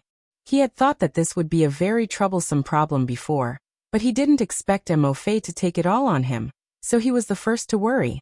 Or you can put all the blame on me and say that I abandoned you before? I won't allow you to say that. Murphy covered Yang Yi's mouth and rebuked. You're not a person who abandons someone. If you want to say it truthfully. Well, don't worry. I'll solve it. If she dares to dislike you, I'll beat her for you. Yang Yi smiled. No. How can you be so violent to your own sister? What you're doing is counterproductive, Murphy said reproachfully. I'm just kidding. Murphy calmed down under Yang Yi's jokes. She felt that she shouldn't panic first. She had to calm down and be prepared. Yang Yi, what kind of person is your sister? Murphy began to interrogate. What is she like? Does she like branded bags? No, don't buy too many expensive things for her. It'll be troublesome if she doesn't want to study anymore after playing around here. Yang Yi hurriedly waved his hand. It's okay if she doesn't study. Murphy once desperately wanted to please Yang Huan. Fortunately, she came to her senses in time. But it's better to study in the same university. You haven't told me what kind of person your sister is. What kind of person was Yang Huan? As Yang Yi recalled, he said, You know, our family used to be poor. My brother just got married this year. Our whole family was farmers who worked hard. Only Yang Huan was a little better. She was young, only 19 years old this year. Everyone in the family loved her. Although Yang Huan also needed to wash clothes, do housework, and even do some simple farm work such as drying rice, compared to Yang Yi and Yang Qing, who followed their parents to plant rice and wheat after they grew up. Yang Huan was already much happier than the other children in the village. This also made Yang Huan develop a character that was completely different from her two brothers. Lively, naughty, bold and playful. Yang Yi actually didn't spend much time with Yang Huan, but based on the memories he had, he was able to summarize some things. I don't know what she likes. Anyway, if you don't tell her and let her study hard, she'll probably be grateful to you. Yang Yi smiled bitterly. Then you can talk to her about this. Mo Fei said hurriedly, her face still full of worry. Although Yang Yi had said a lot, she still didn't feel confident at all. Yang Yi looked at Murphy's flustered look and said with concern, Why don't you and Shishi go back and stay there first? I'll send Yang Huan away and then come back. How can I do that? I have to face your family eventually. Murphy said unhappily. Yes, I have to face them eventually. How can I please my sister-in-law?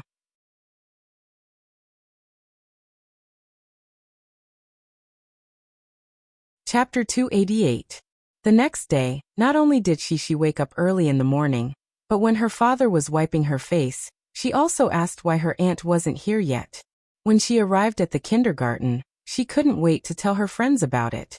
My little aunt wants to come and see me. She wants to play with me.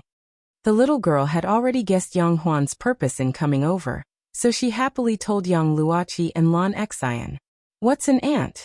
Yang Luoqi asked curiously. Before Shishi could answer, the knowledgeable Nan Jiayu interrupted. It's Daddy's little sister. You don't even know this. Yes, just like Wang Xiyin is Wang Shijuan's little sister. Shishi could only follow behind and give examples. After hearing her name, Wang Xiyin ran over in confusion. She was also a chubby little girl, and had a similar figure as Lan Xian. She looked at Shishi cutely and said, Shishi, are you looking for me? No. After Sisi explained for a while, Wang Xiyin ran back to her brother in disappointment, and continued to play her own game. Nan Jiaoyu, on the other hand, looked at Wang Xiyun and Wang Shijuan enviously. He turned around and said to Shishi, I also want to have a little sister like Wang Shijuan. Although Wang Shijuan and Wang Xiyin were in the same class, they weren't twins. Wang Shijuan was 1 year older than Wang Xiyun. However, their parents wanted the siblings to take care of each other, so they asked the teacher to arrange for them to be together. Therefore, Wang Xiyin was half a year younger than Shishi and the others. She looked a little silly and cute. You can ask your parents to give you a little sister. Chin Shuryan said proudly. My dad said that my mom is going to have a baby. I'm going to have a little brother or sister soon. This wasn't the first time Chin Shuryan had mentioned this. She had always been very proud of herself, and felt that there would soon be someone to share her father's bad temper with. Weren't the so-called little brothers and sisters the legendary scapegoats? Unknowingly, their conversation had gone off topic. Lon Xian pouted and said unhappily, I don't want a younger brother or sister, I want an older brother. But my mother said I can't have a brother. Why? Shishi asked curiously. Shishi, you're so stupid. We're all older brothers and sisters. Of course, we can only have younger siblings. Nan Zhaoyu explained. All right then, but I also like younger brothers or sisters. Shishi expressed to her friends. Murphy was a little out of sorts at work today. Murphy. The director's call brought her back to reality. The director actually wanted to scold her, but seeing how beautiful Murphy was, he couldn't bring himself to scold her. He didn't know whether to laugh or cry as he said, Murphy, didn't you hear what I said? I'm telling you about the positioning during the shoot. Murphy hurriedly apologized. I'm sorry, I was thinking about something else just now. Could you please say it again? You have to be more serious. Your record needs to be completed on New Year's Day next year. If you don't finish filming now, you won't be able to make it in time. The director couldn't help but complain. After Murphy finished filming her scenes, Mo Shawan couldn't help but poke the distracted Murphy and asked, Sis, what's wrong with you today? You're so distracted. Did you quarrel with brother-in-law last night? No. Murphy waved her hand and told Mo Shawan about Yang Yi's sister coming. What's the big deal? As your sister, I've never seen brother-in-law nervous. Besides, we'll deal with whatever comes our way. You still have brother-in-law to back you up. Besides, are you afraid of a 19-year-old girl? Mo Shawan curled her lips. I'm not afraid. I'm worried. I'm worried that she doesn't like me. Murphy explained. Mo Shawan pressed Murphy's shoulder and calmed her down. She smiled and said, Sis, you're worried.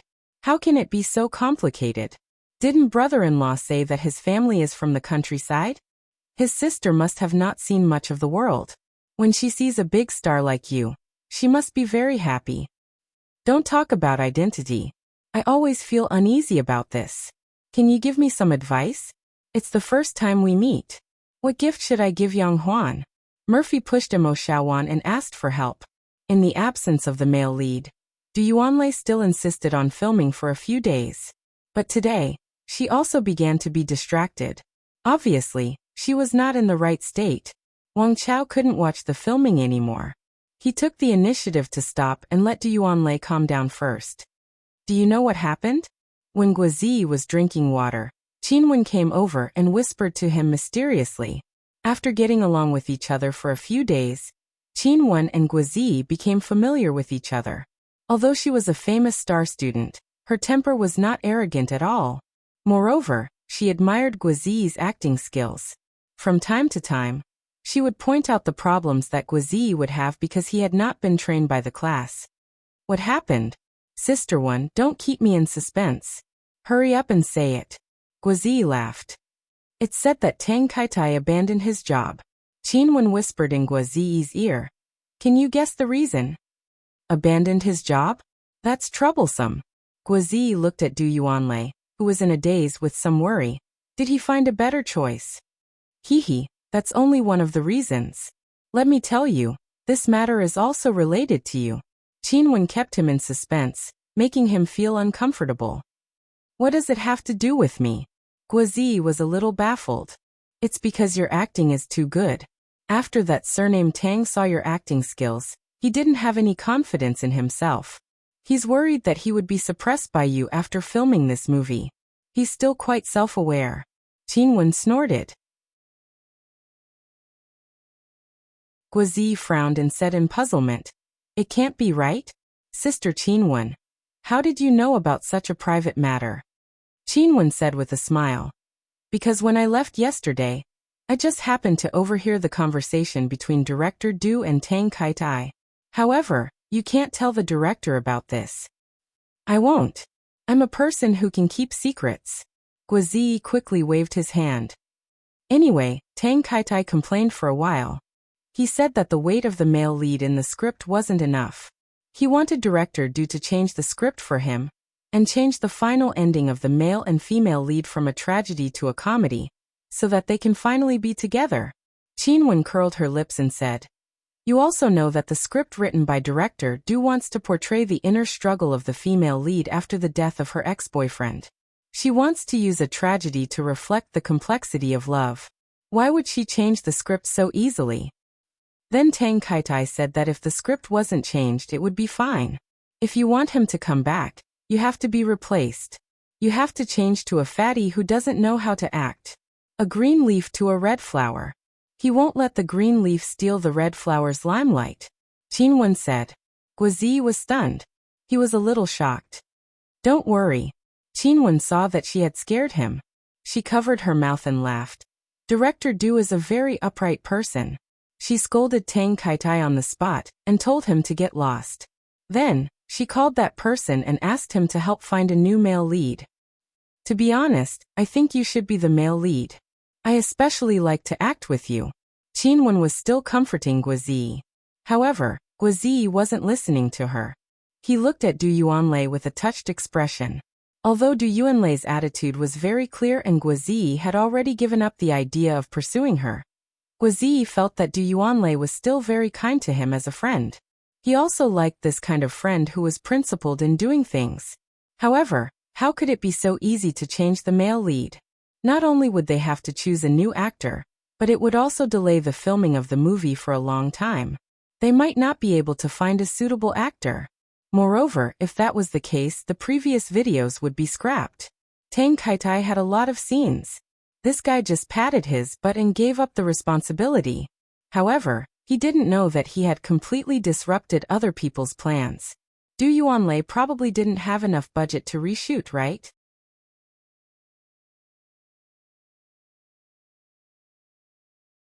Chapter 289. Du Yuanlei did not let everyone wait for too long. In the afternoon, she announced the news of Tang Kaitai quitting the role of the male lead. She lowered her arrogant head and sincerely apologized to everyone. It's my fault. I didn't consider it thoroughly. I invited an irresponsible actor like Tang Kaitai to play the male lead, and delayed everyone's time. Because we have to reshoot a lot of scenes, the budget of the crew is not enough. We need to seek sponsorship and recruit a new male lead. We need to stop filming for a period of time. Du Yuanlei could not hide her sadness very well, and told everyone with difficulty that they might have to wait until next year to start filming again. It seems that director Du paid for the film herself. Did she sign a contract with the actors? This Tang Kaitai is too deceptive. Qinwen also felt compassionate. She muttered to Guazi, I don't care what happens. As long as I have time, I will definitely help her finish filming this movie. Xiao Gua, you won't refuse again and again, right? Guazi said with some excitement. How is that possible? This is my first film as the male lead. Cough. Although I'm only the second male lead, I have a lot of screen time. Okay. Actually, I also like to act with you. It would be great if you were the male lead. I'm afraid that the new male lead's acting skills will be as bad as Tang Kaitai's. Qinwen smiled and said, Oh right, I remember that you also like director Du. You even sang for her at the freshman party. Well, no matter what, you won't run away. Guazi did not care about her. When they were about to disperse, he went to Du Yuanlei. Senior Du, can I ask how much money you still need for this movie? If it's not much, within 200,000 or 300,000 yuan, I can still sponsor you. Guazi gritted his teeth and said to Du Yuanlei, Don't worry, I just want to help you and make this movie go smoothly. I'm not doing anything else. Guazi wanted to use his pocket money and his savings from the New Year's money to invest in Du Yuanlei. Du Yuanlei's eyes flashed with a trace of emotion. She hesitated and said, We don't need that much. This is just a low-budget movie. I only invested a few 100,000 yuan in it. Now we need about 30,000 yuan. Are you really going to invest in me? Seeing that there was new hope, Du Yuanlei nervously asked, If you want to invest, what are your requirements? Although Guazi had just said that he simply wanted to help her, Du Yuanlei couldn't help but ask, In the entertainment industry, there were many cases where investors interfered with the director's filming. Guazzi smiled awkwardly and made a suggestion that could not be considered a request. Senior Du, it doesn't matter if you agree or not. I will still invest in you, but the decision is in your hands. What suggestion? Du Yuanlei calmed down. Actually, I also think that there is a conflict between the male lead and the second male lead. Guazzi said. Also, but Du Yuanlei didn't probe further. He said sincerely, the second male lead's image isn't any worse than the male lead's, so it's bound to give people the feeling that there's no distinction between the two. Du Yuanlei waited for him to finish before she frowned and said, but the real lead of my movie is Su Shishir. She's the biggest contradiction. That's right. Su Shishir's entanglement in love and her unswerving loyalty to the dead Guang is the theme that Senior Du wants to portray. But since we're talking about this, I have a small question. Isn't the theme expressed a little too heavy? Guazzi said. Guang is already dead, but Su Shishir still wants to be loyal to him. Although it looks good, it's very likely that people will criticize her and think that she's conveying inappropriate feudal ideas. Du Yuanlei felt that the script that she had painstakingly written was being criticized by Guazzi, and felt a little embarrassed. But after a while, Du Yuanlei sighed. You're right. If you look at it from the perspective of an ordinary audience, the problems that you've mentioned are real. My scriptwriter's ability is still terrible. I want to express everything that I want to, so there's no distinction between the main and the secondary. It doesn't matter. While the male lead hasn't been found yet, you should polish your script, Guazzi advised. I don't have any other inspiration. Perhaps I'm really not suitable to be a scriptwriter. I should just obediently act in a script written by someone else. Du Yuanlei sighed. Why don't I find an awesome person for you to consult? I'm not bragging about his ability to write stories, but he's one of a kind in the world. Guazzi bragged. Furthermore, he's also a scriptwriter. The last time I went to him, he was already a scriptwriter, and his writing was pretty good. Look for him and get some inspiration. Ah, there's such a person? Let's give it a try then. Du Yuanlei could only give it a try. The person that Guazzi bragged about as the one of a kind in the world was now holding the script that he had written, and came to the kindergarten to check it out. Ugly Duckling? Mr. Mu flipped open Yang Yi's script and read it with interest. Narrator. The countryside is so beautiful. In summer, the sunflowers are golden, and the rice seedlings are green. These narrations would naturally be read by Mr. Mu, Mr. Shin, or Mr. Kai. The children only needed to act and remember their lines. Mr. Mu read the story and dialogue in the script, and was gradually attracted to Ugly Duckling. Different from the original, Yang Yi's version had added a lot of dialogue. Through the discussions of other ducks and animals, Ugly Duckling's difficult situation was vividly reflected. Sigh, thank God. I'm so ugly now. Even hounds don't want to bite me. After reading Ugly Duckling's monologue, Mr. Mu couldn't help but feel sad for Ugly Duckling's plight. Although Yang Yi's dialogue was very simple, the plot was very heart-wrenching. Fortunately, Ugly Duckling eventually became a white swan, and all the repressed emotions were released. Mr. Mu couldn't help but exclaim, "Great!" Yang Yi couldn't help but smile. He was in a very good mood. This script is pretty good. The story is simple, and the principles are also very profound. It wants the children to know that as long as they have dreams and pursue them relentlessly, good things will definitely come. I think after the children perform, there's a high chance that they'll be able to get first place, Mr. Mu said to Yang Yi. Yang Yi nodded slightly. He didn't expose him. Actually, Ugly Duckling can become a swan because it was originally hatched from a swan's egg. Mr. Mu asked. Yang Shi's father, do you need to arrange a good role for Yang Shi? For example, Ugly Duckling who becomes a white swan. She is so beautiful.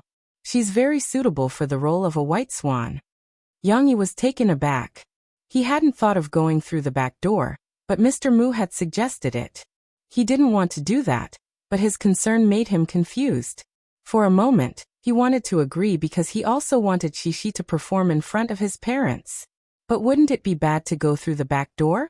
Wouldn't it be a loss if he left a bad experience for Shishi? Yang Yi hesitated, but he still shook his head firmly. No need.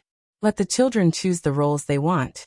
There's no need to deliberately arrange anything for Shishi.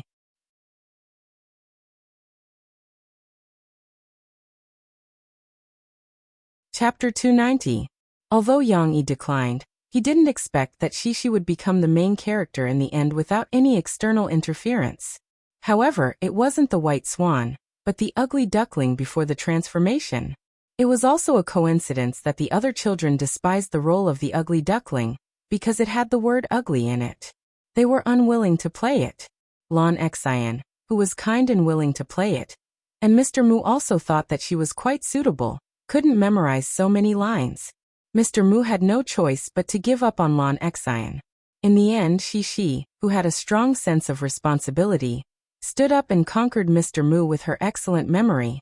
She was successfully selected for the role of the ugly duckling. Of course, this was all in the future.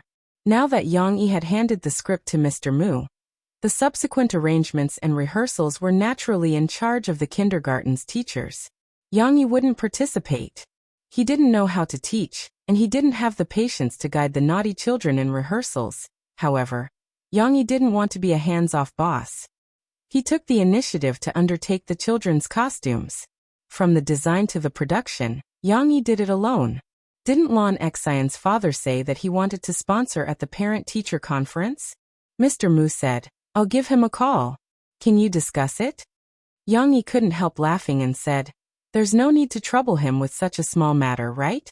I can still afford the clothes." Lan Xiaokai had been very busy recently, and Yang Yi knew that. After his parent-teacher conference with Yang Yi, he went back and thought about it more and more. He found a professional consulting company to help him do a complete business survey to see the current development of internet companies. He also communicated with Yang Yi about this matter, and said that he wanted to test the water. He set up a venture capital company in advance, and wanted to use a few hundred million yuan to test the water. Yang Yi had also thought of asking Lan Xiaokai to invest in Sahara Online Mall, but he felt that it was not a good idea. After all, he had shares in Sahara. If he brought it up, it would make Lan Xiaokai suspect that he was in cahoots with someone to cheat him of his money. It would cause a rift in their pure friendship. That would not be good. Not only himself, but Yang Yi also didn't want Shishi to lose a good friend like Lan Xian. Therefore, even though Lan Xiaokai was a very capital investor, Yang Yi still didn't consider introducing him to Fu Jun. Yang Huan got on the train in a hurry. In Yang Yi's hometown, in the countryside, although they also felt that it was very glorious to be admitted to a university, they did not pay as much attention to it as the families in the city. After all, there were many ways to go about farming, working, and so on. They did not have to study. Therefore, when Yang Huan made up her mind to go out to work, although her family was against it, they did not object very strongly. In the end, they could not change her decision.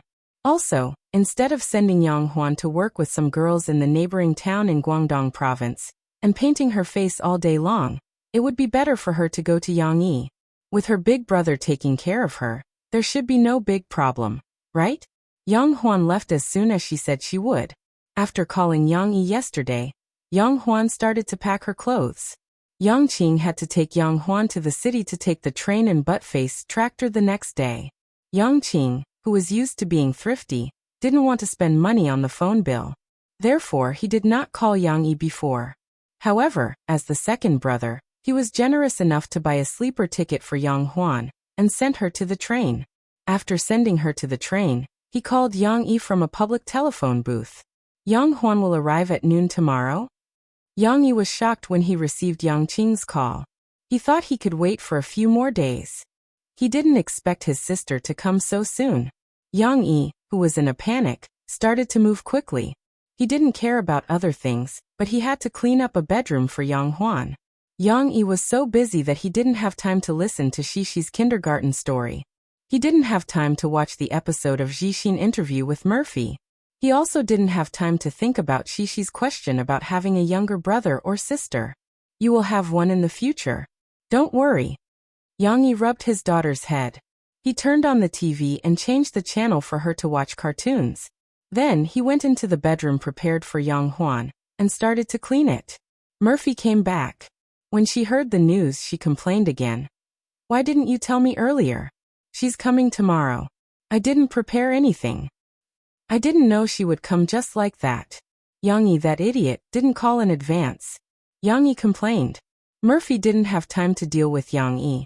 She called Mo Xiaowan and asked Mo Xiaowan to help her adjust her schedule so that she could spare the whole day for Yang Yi tomorrow. Luckily, they were mainly shooting the MV. Murphy didn't have many scenes. She could ask the director to adjust it and shoot other people's scenes first. As for the recording studio, it didn't matter if Murphy didn't go tomorrow. The recording of the 12 songs had been completed. Jin Yingming could do the follow-up work independently. Yang Yi didn't understand.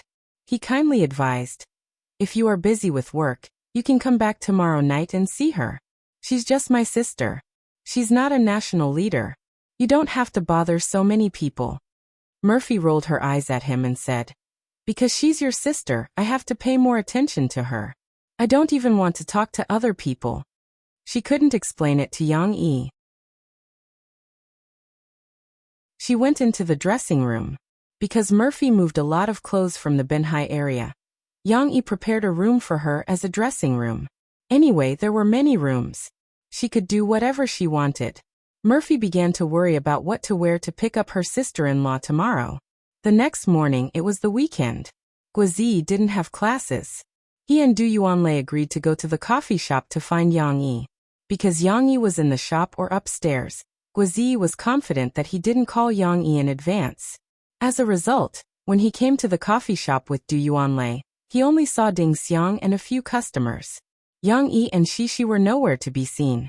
Where's brother Yang? Didn't he come today? Guozi asked Ding Xiang embarrassedly.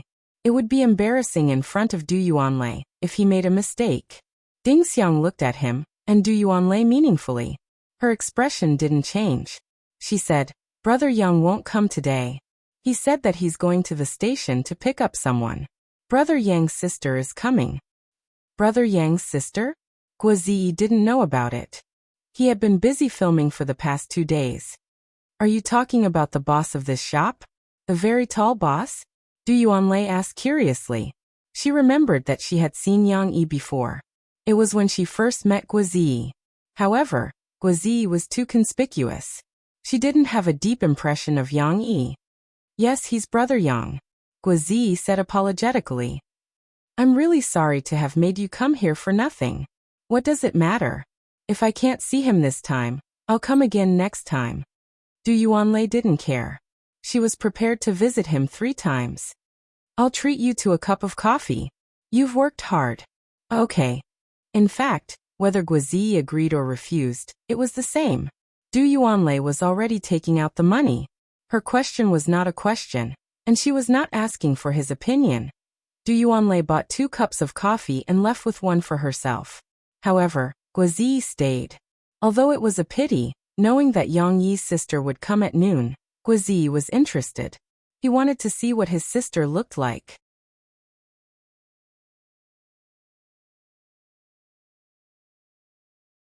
Chapter 291. Mom, why isn't Auntie here yet? Outside the Jiangqing railway station, across the busy street, Yang Yi's overlord was parked in the parking lot of the park. Shishi and Murphy were sitting inside. The little girl was restless. She stood on the seat and looked out of the window, asking questions from time to time. Soon.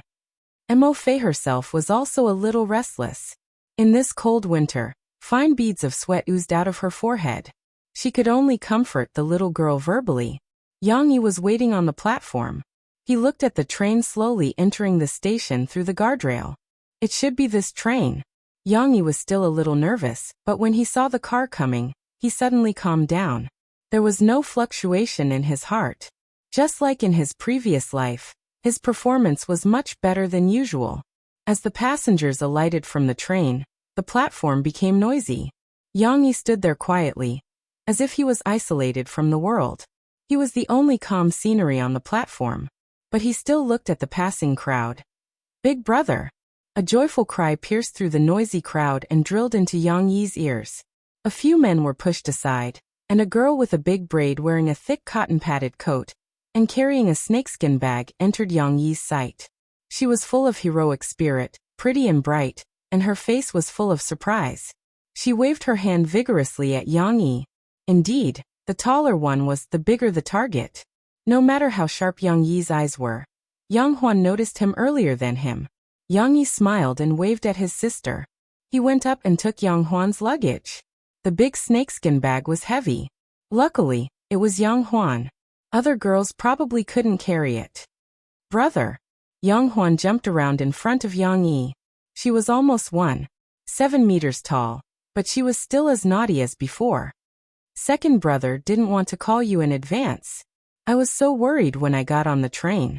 I was afraid that you wouldn't come to pick me up. Why would I? Yang Yi smiled and rubbed Yang Huan's head. It was the same action as he remembered. However, Yang Huan's braided hair was not as comfortable as Shishi's. I'll buy you a cell phone later. You can call me anytime. Really? Brother, you're so nice.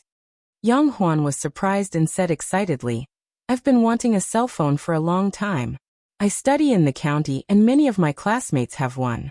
But I didn't dare to ask second brother for one. He didn't even buy one for himself. Yang Yi sighed in his heart. He said gently, It's okay. You'll have one. You, Qing, and Mom and Dad. Yang Yi led her out of the station. As he walked, he said, Didn't I tell you that you don't have to bring too many things with you? You even brought a woven bag. I didn't want to bring one either. But Mom was worried that you wouldn't be able to eat or sleep well outside, so she asked me to bring you a bunch of local products. Onqing's Maojian, Gastrodia elata, a few bags of dried tofu, a bag of fragrant lotus root. Yang Huan counted with her fingers. She really sounded like Yang Huan's mother. Yang Yi was touched, but he didn't know what to say. He just walked in silence. When they were about to walk out of the station, Yang Yi suddenly said to Yang Huan, Huan, I have something to tell you today. You have to be prepared. Are you surprised? Yang Huan jumped around Yang Yi happily. She even walked in front of Yang Yi and walked backwards. Look, there are steps. Don't fall. Yang Yi didn't know whether to laugh or cry. He pulled her and said vaguely, You'll know when you see it later. You'll definitely be surprised, but you'll have to judge whether you're happy or not. After crossing the road, they arrived at the place where Tyrannical Wolf was parked. Yang Yi opened the trunk and put Yang Huan's luggage inside. Yang Huan stared at the car, dumbfounded. She could tell that it was expensive just by looking at its appearance. She exclaimed, Brother, you bought a car? Seeing Yang Yi nod, she wasn't suspicious but surprised. Wow. Brother, you're amazing. You even have a car. No wonder you told me it was a surprise. That's not what I meant. Get in the car first. Yang Yi opened the door of the front passenger seat and let Yang Huan get in. Yang Huan was still a little nervous when she got in the car. She carefully stepped on the mattress and climbed up using the leather seat. She was in an awkward position, but she was worried that she would dirty her brother's car. Just as she climbed up and sat down on the seat, before she could adjust her position and close the door, she looked up and saw two pairs of eyes, one big and one small, looking at her from the back seat. Sorry. Yang Huan was shocked. She apologized and shouted, Brother, we got in the wrong car. This isn't your car. Yang Yi got up from the driver's seat. He closed the door and said, What nonsense are you talking about? Close the door first. Are you Auntie? Shishi's anticipation overcame her fear of strangers. She whispered to the woman in front of her, Auntie. Yang Huan was dumbfounded. She had forgotten to close the door. Hello, I'm Murphy. Murphy also reacted.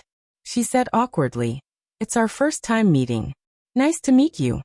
In her hurry, she had forgotten to introduce herself. Yang Yi reached out to help Yang Huan close the door. Then he looked at Yang Huan and said, This is what I wanted to tell you. Let me introduce you. This is Murphy, my girlfriend and future wife. You can call her sister-in-law. This is Shishi, my daughter and your niece. It was indeed a big surprise. Yang Huan was still in a state of shock. She had yet to close her mouth due to shock. It wasn't a big deal to suddenly have a sister-in-law. Although Murphy was so beautiful that Yang Huan couldn't help but feel ashamed, Having a niece was a big deal. Yang Huan and Shishi looked at each other. The girl was also sizing her up. Yang Huan lost her composure. This niece seemed to be 4 or 5 years old. Yang Huan swallowed and looked at Yang Yi. Your niece? Of course. Yang Yi smiled. There's a complicated story behind this. I'll tell you about it when we get back.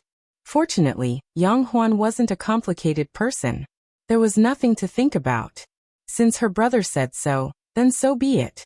Besides, she had a niece and a beautiful sister-in-law. Yang Huan felt that she should be happy. Sorry, I was a bit surprised. Yang Huan calmed down and shook Murphy's hand with a smile. She said sweetly, Nice to meet you, sister-in-law. Seeing Yang Huan's kindness, Murphy was relieved. She smiled and nodded at Yang Huan. Nice to meet you, Yang Huan. Me too. Me too. Shishi said unhappily. She pouted and said, I've been waiting for Auntie for so many days. The little girl was like a very good lubricant, immediately easing the somewhat awkward atmosphere by quite a bit. Yang Huan immediately fell in love with the cute girl. She reached out her hand with a smile. How could I forget you? What's your name again? I'm Shishi. Auntie, what's your name? Shishi took Yang Huan's hand happily. Shishi. That's a nice name. I'm Yang Huan. Of course, you can call me Auntie too. Yang Huan said happily. She really felt that the new identity of Auntie was good.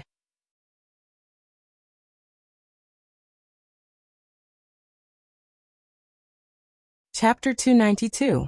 Yang Huan's eyes darted around as Tyrannical drove steadily on the road. From time to time, she would steal a few glances at Murphy through the rearview mirror. Murphy, who was as beautiful as a fairy, gave her a sense of unreality. How could such a legendary beauty be associated with her brother? Just like the phoenix perching on the phoenix tree. How could there be a phoenix in the remote mountain village of their hometown? Murphy, this name sounds familiar, Yang Huan muttered to herself. However, she still couldn't recall where she had heard it from. She didn't think in that direction, and thought that she had remembered it wrongly. Mom, Auntie is peeping at us. Murphy was the one who was nervous, not Shishi. The little girl was sitting in the safety seat, but she had been looking at her auntie for a long time. She noticed her auntie's little movements and called her out directly. Shishi, be polite. Murphy gently educated her daughter. Yang Huan, who was exposed, was a little embarrassed. She smiled embarrassedly and said, No, it's just that you are too beautiful. I couldn't help but take a few more glances. It's not Shishi's fault. It's okay. You can look if you want, Murphy quickly said. Thank you, Auntie. Yang Huan wasn't reserved. She turned her head and smiled at Murphy. She also reached out to tease Shishi. Shishi, how old are you? I'm 4. Shishi giggled and shrunk her neck. Then she imitated Yang Huan and asked, How about you, Auntie? How old are you? Me? I'm 19. Auntie is old, Yang Huan said with a smile. In fact, Yang Huan liked Shishi very much. She suddenly became an auntie. The sense of responsibility that came from her blood made her want to spoil this little girl. Moreover, Shishi was so cute. Auntie, are you hot? Shishi couldn't help asking. Why are you wearing such thick clothes? Although it was winter, Yang Yi turned on the heater function of the air conditioner in the car. Ordinary cars used engine coolant as a heat source, but Tyrant had installed a heating system that only a few high-end cars had. After turning it on, the inside of the car was indeed much warmer than the outside. Naturally, Yang Huan was sweating from the heat. However, she was too embarrassed to take off her jacket for fear that she would embarrass her brother. If Shishi hadn't mentioned it, Murphy and Yang Yi wouldn't have noticed it. Yang Yi turned to look at Yang Huan and said with a smile, Huan, take off your coat. You can put it on later. Mo Fei also took the initiative to say, Yang Huan, take it off. I'll put it behind you. Yang Huan didn't hesitate. She unbuckled her seatbelt, took off her coat, and handed it to Murphy. Murphy took it and folded it for Yang Huan before putting it on the empty back seat. Yang Huan had been watching Mo Fei.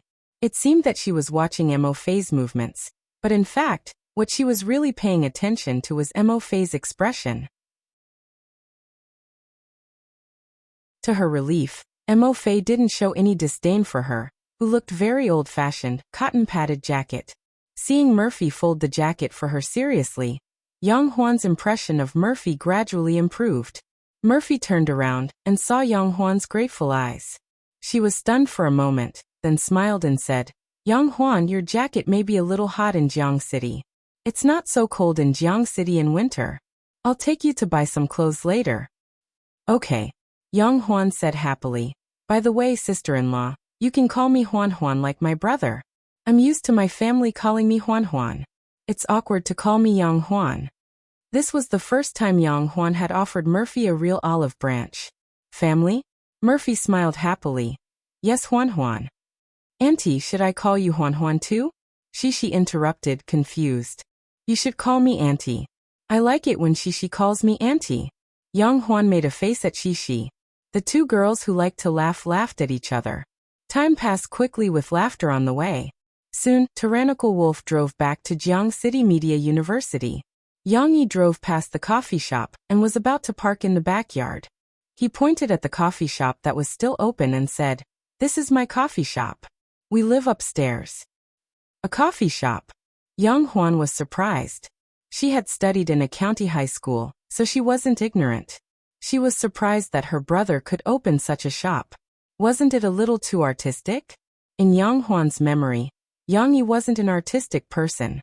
Of course, she quickly came up with the answer. She couldn't help but look at Murphy again.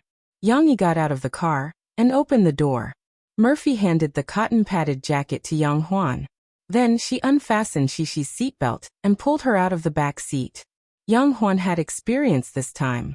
She unfastened the seatbelt and opened the door smoothly. It was still a little cold outside the car. Yang Huan put on the cotton-padded jacket. She didn't need to button it up. She just left it open, revealing her curvaceous body. Just then a voice came from the back. Brother Yang, you're so mean. Our sister is coming over to play. You didn't even tell us. Sister Ding Xiang and I have been waiting for a long time. You're finally back. Where's our sister? Yang Huan turned around and saw a man and a woman walking around the glass window of the coffee shop toward them. The woman was wearing a uniform and looked friendly, but the other was a chubby man who was only a little taller than her and had a young face. Who's this? Yang Huan muttered in her heart. She felt that there were enough surprises today. She didn't want two more surprises. Yang Yi smiled when he saw Ding Xiang and Guizi. He didn't plan to explain. Instead, he introduced them. Huan Huan, these two are my good friends. This is Ding Xiang. She's from Xiangxi. She's a sophomore at the university we just passed. She's helping out in the coffee shop. This is Guizi. He's a freshman. Seeing that Guizi's eyes were shining, Yang Yi purposely introduced him. Then he introduced Yang Huan. This is my sister. Her name is Yang Huan. She's a sophomore. Ding Xiang, show her around the university and let her know about it. Sure. Ding Xiang nodded and smiled at Yang Huan. Yang Yi had told her about Yang Huan's situation before. Therefore, she wasn't surprised that Yang Huan skipped class and came out to play. Guizi was much more enthusiastic. Yang Huan wasn't like Yang Yi. She was much prettier and had a good figure. Even if she wasn't an 8 out of 10 beauty, she was still a 9 out of 10 beauty. Brother Yang, don't worry. I promise I'll take good care of our sister. Guizi patted his chest and said with a smile. Hey, let's be clear. Who's your sister? Yang Huan patted his shoulder and snorted. You're a freshman. Are you 18? Well, I'm 17. Guizi immediately lost his confidence. Yang Huan smiled proudly. Then don't call me sister. I'm 19. I'm much older than you. Quick, respectfully call me big sister. Ah. Guizi thought that he could be a big brother now that a high school student was here. He didn't expect that she was older than him. His happy expression immediately dropped.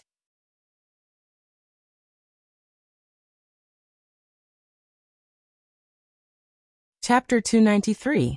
How is it possible that she's already 19 when she's only in her second year of high school? Guizi couldn't help but mumble. Yang Yi opened the door and turned his head, ready to drive the car in. When he heard Guizi's question, he faintly smiled and said, My little sister started school late. coupled with the fact that she repeated a grade in primary school. She's indeed 19 years old now. Brother, are you exposing my shortcomings again? Yang Huan said angrily. Guizi felt like the sky was falling down. He said in annoyance, I thought there was finally someone younger than me. I didn't expect that I'm still the youngest. Good boy. Yang Huan turned around and said to Guizi with a smile. Ding Xiang and Murphy couldn't help but laugh when they saw Guizi's defeated expression. Guizi was usually the most talkative. Finally, there was someone who could control him. However, to everyone's surprise, Cici walked up and pulled Guizi's hand. She said innocently, Uncle Gua, don't be sad. I'm the youngest. I'm only 4 years old. This time, everyone laughed. At noon, Yang Yi was preparing lunch in the kitchen. Murphy held Yang Huan's hand and chatted in the living room. Although Murphy wasn't good at chatting, it was her sister-in-law's first time here. She had to be friendly.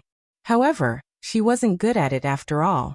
As they chatted, Yang Huan, who had become familiar with the topic, gradually took the initiative. Sister-in-law, how did you meet my brother? Yang Huan had been hiding a question in her heart. She didn't have a chance to ask Yang Yi alone, but it was uncomfortable to keep it in her heart. Therefore, she asked indirectly. Murphy pursed her lips and said, Actually, it started 5 years ago. At that time, Yang Yi was still working as a chauffeur in the capital. Yang Huan remembered that her brother had worked in the capital for a while after he retired. However, he left the capital for some unknown reason. Because of this, Yang Huan was sad for a while. She wanted to go to the capital with her brother. The imperial palace and the Great Wall in the capital were very beautiful. There was once when I was in danger, and he happened to be there, so he saved me. Murphy didn't want to go into too much detail. On the other hand, Yang Huan nodded with satisfaction and smiled. So it's a hero saving a beauty. Just as she was about to ask some questions that brushed past the topic and get to the biggest question in her heart, Cici, who was watching TV with the remote control, suddenly seemed to have discovered a new world. She happily turned her head and shouted, Mama, Mama, look, you're on TV. Yang Huan and Murphy looked over and saw Zhixin's interview on the TV. It was a replay of yesterday's show. When Yang Huan saw Murphy appear on TV, she was a little confused at first. But suddenly, a thought flashed through her mind.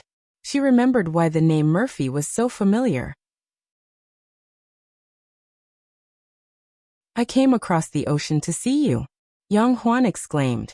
She said, Sister-in-law, are you the singer who sang this song? Although Yang Huan was born in a village, she didn't live in a vacuum. Moreover, she was still studying in a county high school. Her classmates had been humming this song almost every day for the last month. Some of the boys had even pasted Murphy's picture on their desks. Yang Huan didn't pay much attention to the singer's appearance, but she still remembered the name. Hearing her aunt's exclamation, she said proudly, My mom sings really well.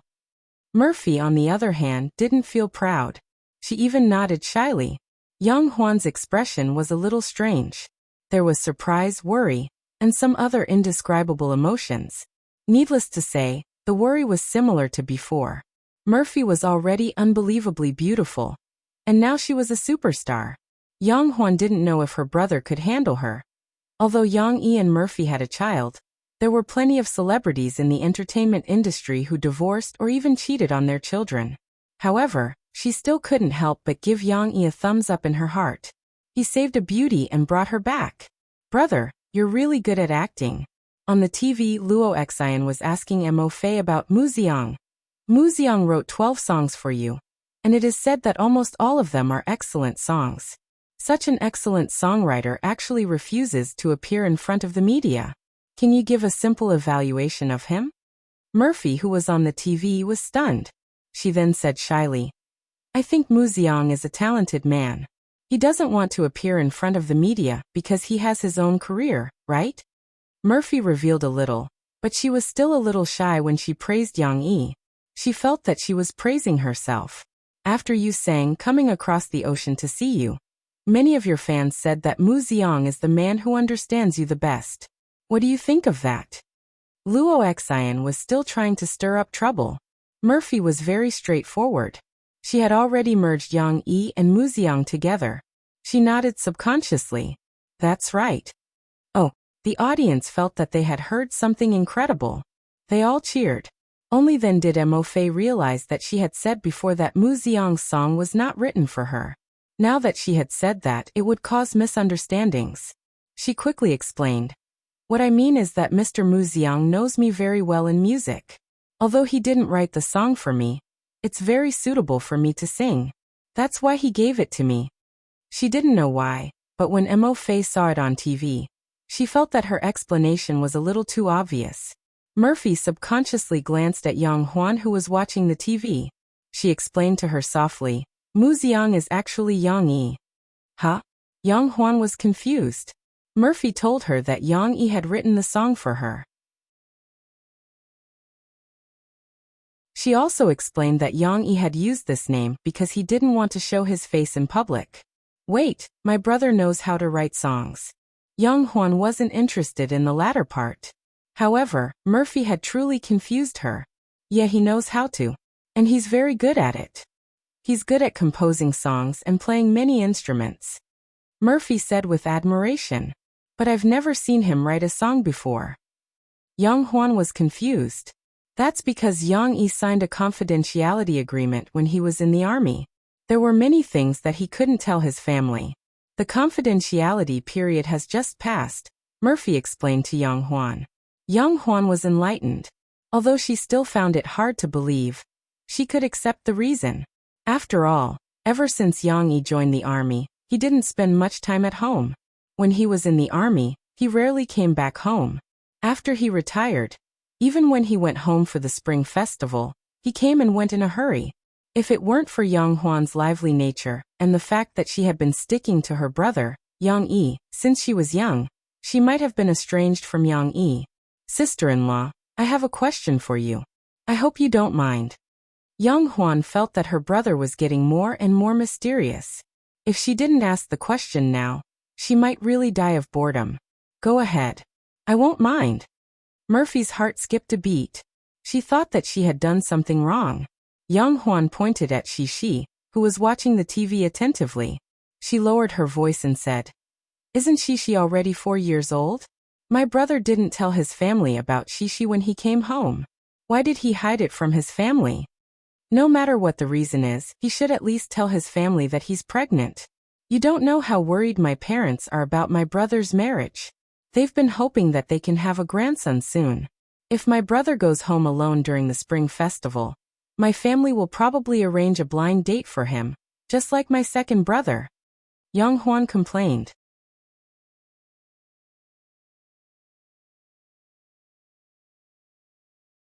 Chapter 294.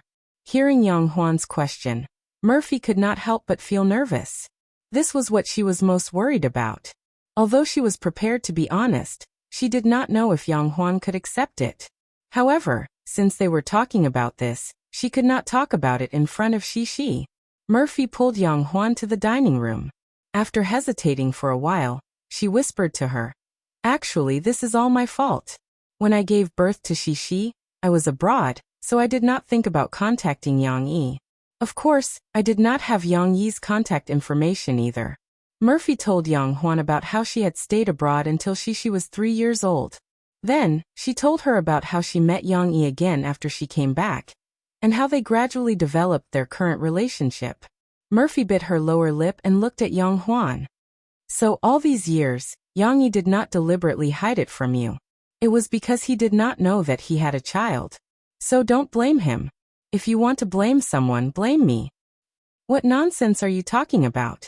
How could I blame you? This is my fault. If I had thought about it carefully and did not ask you to leave, you would not have to work so hard to raise Shishi alone abroad. Yang Yi had just come out with 2 plates of cooked dishes. When he heard what Murphy said, he immediately disagreed.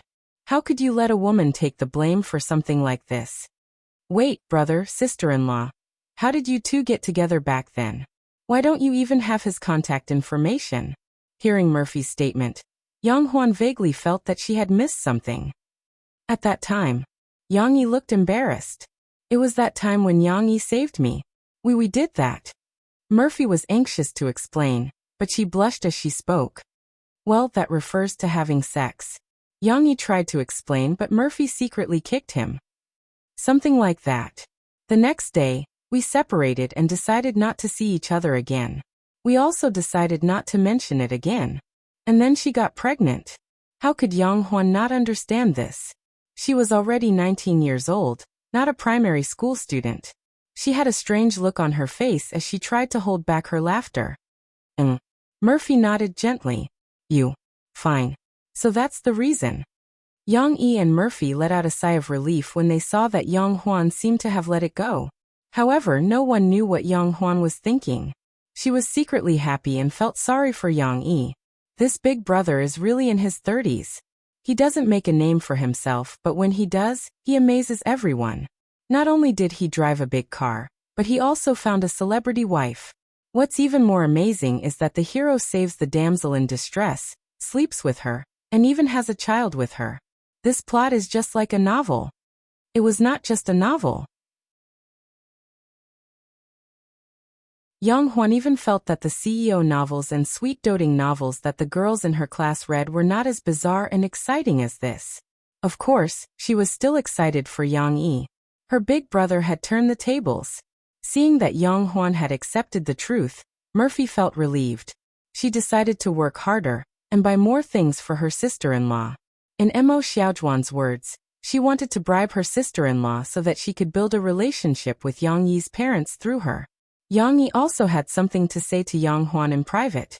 After lunch, Yang Huan rushed to help wash the dishes. Yang Yi stood at the door and watched her busy in the kitchen. He hesitated for a moment before he said, Huan, do you think that I'm too stingy and that I don't give enough money to the family? Yang Huan shook her head. She turned around and smiled brightly at Yang Yi. Of course not. I know that you have your difficulties. Didn't you give a lot of money to the family too? Mom and Dad saved up the money for you. Half of it will be used to find a wife for second brother, and the other half will be kept for you.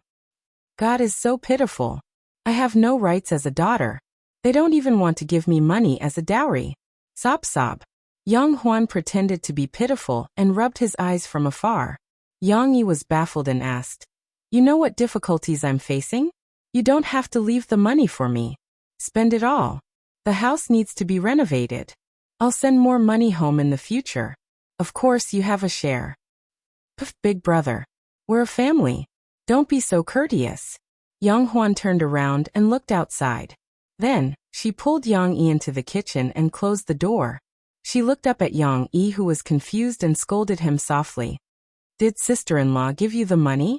You don't have to think that just because you don't have money at home, you can give sister-in-law's money to us. You haven't married sister-in-law yet. Don't let her look down on us. Even if you marry her, you can't take the money. Although we're a little poor, we still need to have a backbone. Yang Yi understood now. He didn't know whether to laugh or cry. So this girl thought that he was a freeloader. No wonder she said that she understood his difficulties. If it was some other misunderstanding, Yang Yi would have gone with the flow. However, this was a matter of a man's pride. Yang Yi pulled a long face and said, Who told you that sister-in-law gave me the money? Can't your brother earn some money? I earned this money in the second half of the year. Big brother, you can earn hundreds of thousands in half a year? Yang Huan didn't believe him. It's not just a few 100,000. You have to add another zero behind it. Yang Yi actually said that he didn't want to scare his sister. He brought Yang Huan to the study, took out the 3 books that he had already sold and handed them to Yang Huan. Big brother, you wrote these books? Yang Huan was a little confused when she saw the name on the books. Yes. At first, I didn't know that I could earn so much money, so I didn't dare to give too much to my family. I gave it slowly, Yang Yi said. However, Yang Huan didn't continue to doubt him. Like a little psychic, she held the books and said with a smile, Big brother, you have to thank sister-in-law even more. I didn't know you were so good before. Luckily you met sister-in-law. You've changed your life. Yang Yi looked at Yang Huan's superstitious look. His mouth moved, but he didn't refute her. He nodded silently. If it was a misunderstanding, then so be it. As long as she believed it. Yang Huan's strange way of thinking aside, after Murphy's new show was aired on Shanghai TV yesterday, Her new single was released at the same time. The influence of Jishin interview was obviously a level higher than fast music. It had only been a day, but the first dream had already been sung. The melody of the song was beautiful, but compared to Coming Across the Sea to See You, the mood of the song was still inferior. However, to some music critics' surprise, the title song that they thought did not live up to its name showed a strong momentum right from the start. Especially among young people, this catchy song full of positive energy was highly sought after. In just one day, First Dream had rushed into the top 50 of the sales chart. And this was the result before Mo Fei started participating in the ranking show. Of course, this had a lot to do with the popularity of Coming Across the Sea to See You, and Tianmei's hard work in promoting it. However, this couldn't cover up the widespread praise it received on the internet. This is a heartwarming song. It gave me the courage to work hard in a difficult situation. A young man who claimed to have a bad job after graduating was raised high. However, this was just the beginning.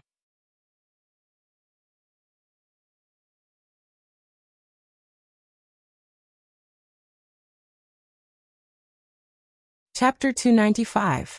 Murphy was still too busy to take her sister-in-law shopping. She received a call from her company and an invitation from Shanghai TV station. She had to go back to the company the next day. And then she would leave for Shanghai in the afternoon to attend the recording of the Music Power ranking on Monday. However, before she left, she pulled Yang Huan into the room and whispered for a long time. She asked for Yang Huan's measurements and other private data. She was going to ask Mo Xiaowan to pick out some clothes for her when she arrived in Shanghai. Yang Yi drove Yang Huan and Shishi around the neighborhood in the morning to familiarize her with the surroundings. In the afternoon, they stayed in the warm coffee shop because they had an appointment with Guizi. Since they had nothing to do, Yang Yi took the cat nail scissors and cut the cat's nails one by one. Yang Yi didn't notice that their nails had grown. It was only when Yang Yi was playing with them yesterday that he realized that he was going to cut the cat's nails. Shishi originally wanted to play with her auntie, but she was worried that the cat's nails would be cut by their father, so she stood aside and watched nervously. Yang Yi was now trimming Little Gray's fingernails. The evil Shido had already been dealt with. It was now walking unsteadily, trying its best to adapt to the state after trimming its fingernails.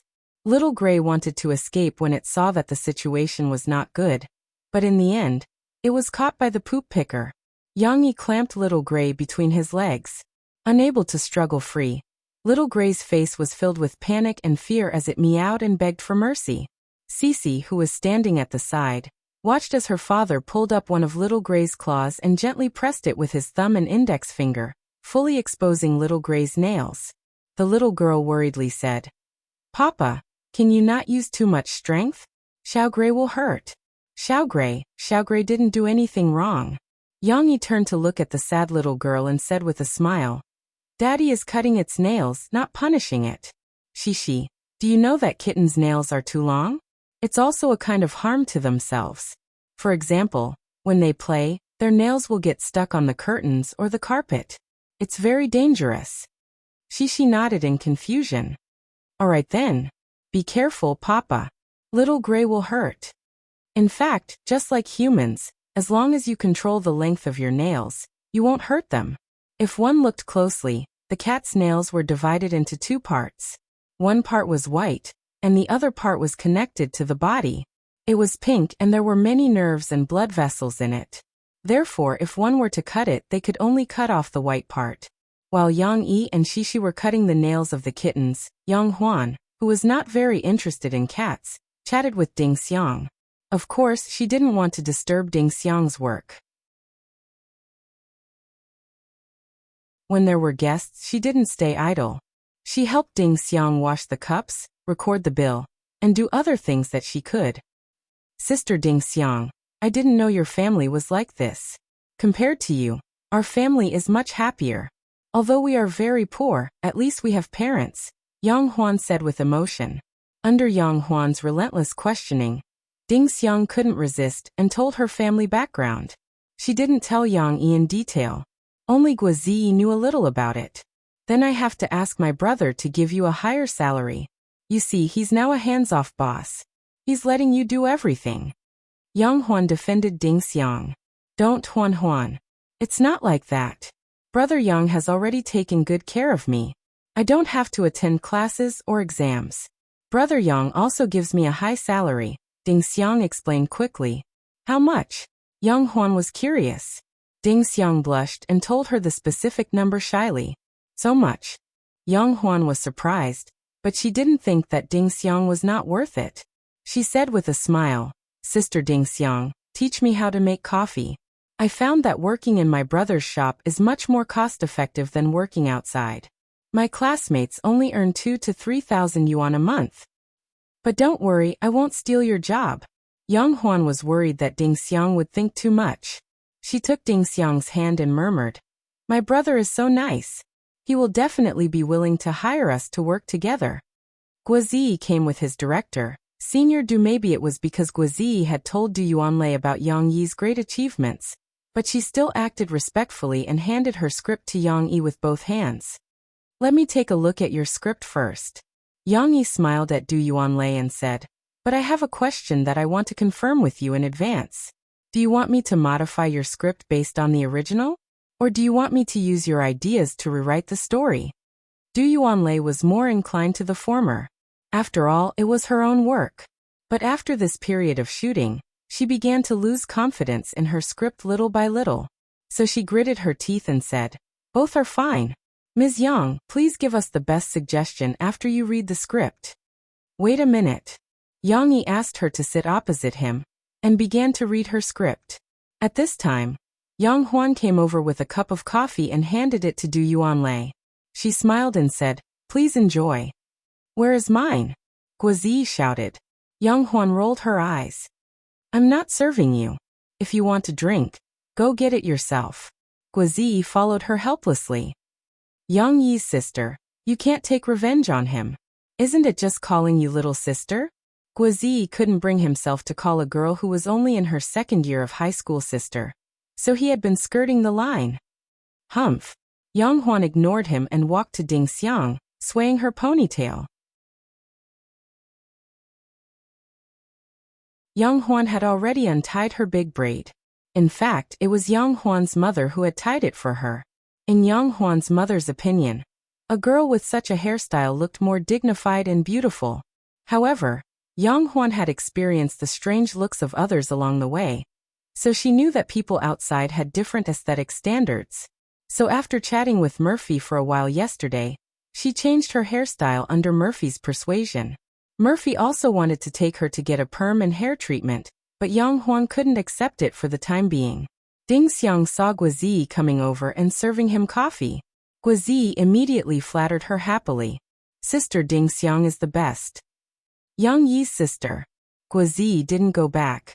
He didn't feel comfortable sitting with Du Yuanlei, so he decided to play here. After taking a sip of coffee, he said awkwardly. What? Yang Huan said unhappily. Let me tell you, an innocent girl like you who just came out of the village doesn't know the evils of the world. If you meet those smooth-talking men, you'll be at a disadvantage, Guozi said, shaking his head. Actually, he wanted to say, Why don't you call me brother, and I'll impart some of my experience to you. However, Yang Huan didn't plan to play by the rules. She chuckled. What kind of disadvantage? It's just that some people think that you're easy to fool, so they come to you and cheat you of your feelings. Guozi was caught off guard. Fortunately, he was quick-witted enough to cover it up. Yang Huan walked out from the bar and smiled brightly at Guozi. Come, show me what they'll do.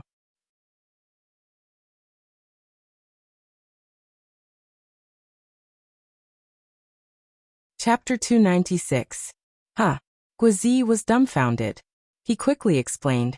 No, I mean they might think you're pretty and easy to bully, so they might try to bully you. It's okay. Show me how the people in the city do that. Yang Huan stood there casually and waved her hand at Guozi. She saw the commotion, so she left Xiao Guai and the rest behind and ran over to watch. Is this a good idea? There's a kid here, Guozi said as if he saw his savior. It's okay. She can also learn. Otherwise, what if she gets bullied in the future? Yang Huan smiled at Xi. Right? Xi? The little girl did not care whether it was right or not. She thought it was fun, so she giggled and said yes. Look. Yang Huan waved her hand. Ding Xiang felt something was wrong, but she was too embarrassed to say anything. However, Guozi was still hesitant. He was not the kind of person who liked to bully girls. He was just flirting with women. Are you still a man? Make it quick. Yang Huan goaded him. How could he tolerate that? Guozi clenched his teeth and walked behind Yang Huan. Yang Huan did not turn around. She pretended to be wooden and let Guozi do whatever he wanted. That's how it works. They will pretend to be your good friends and come up to you to hug and take advantage of you. Guozi mumbled as he reached out to put his hand on Yang Huan's shoulder.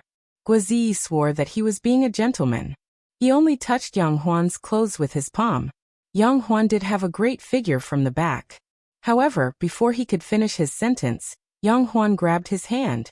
Before he could feel the softness of Yang Huan's hand, his leg was swept away by Yang Huan. He lost his balance and turned around uncontrollably. When he came back to his senses, Yang Huan had already pinned him to the ground like a criminal. His arms were locked behind his back. Guozi's mind was still a little slow as he called out. However, bang! A fist the size of a persimmon smashed down and landed on the floor beside him. The wooden floor was smashed with a dull sound. At that time, the fist was less than a centimeter away from Guozi's face. If there had been a BGM, it would have been complete silence. Then a cold electronic voice rang out. It was _at _this _moment he _knew, he _fucked _up. At that moment, he knew he was done for. Spare my life, heroine. Guozi finally remembered that Yang Yi was so good at fighting. How could his sister be a weak woman who could be bullied? He turned his head as he begged for mercy in a trembling voice. However, on the other side, he couldn't raise his head to look at Yang Huan. He just happened to see Shishi squatting down and looking at him curiously. Guozi wished he could find a hole to crawl into. How embarrassing. Call me Sister Huan and I'll let you go, Yang Huan said proudly. Sister Huan. Guozi accepted his fate. Yang Yi let go of him and patted the dust off him.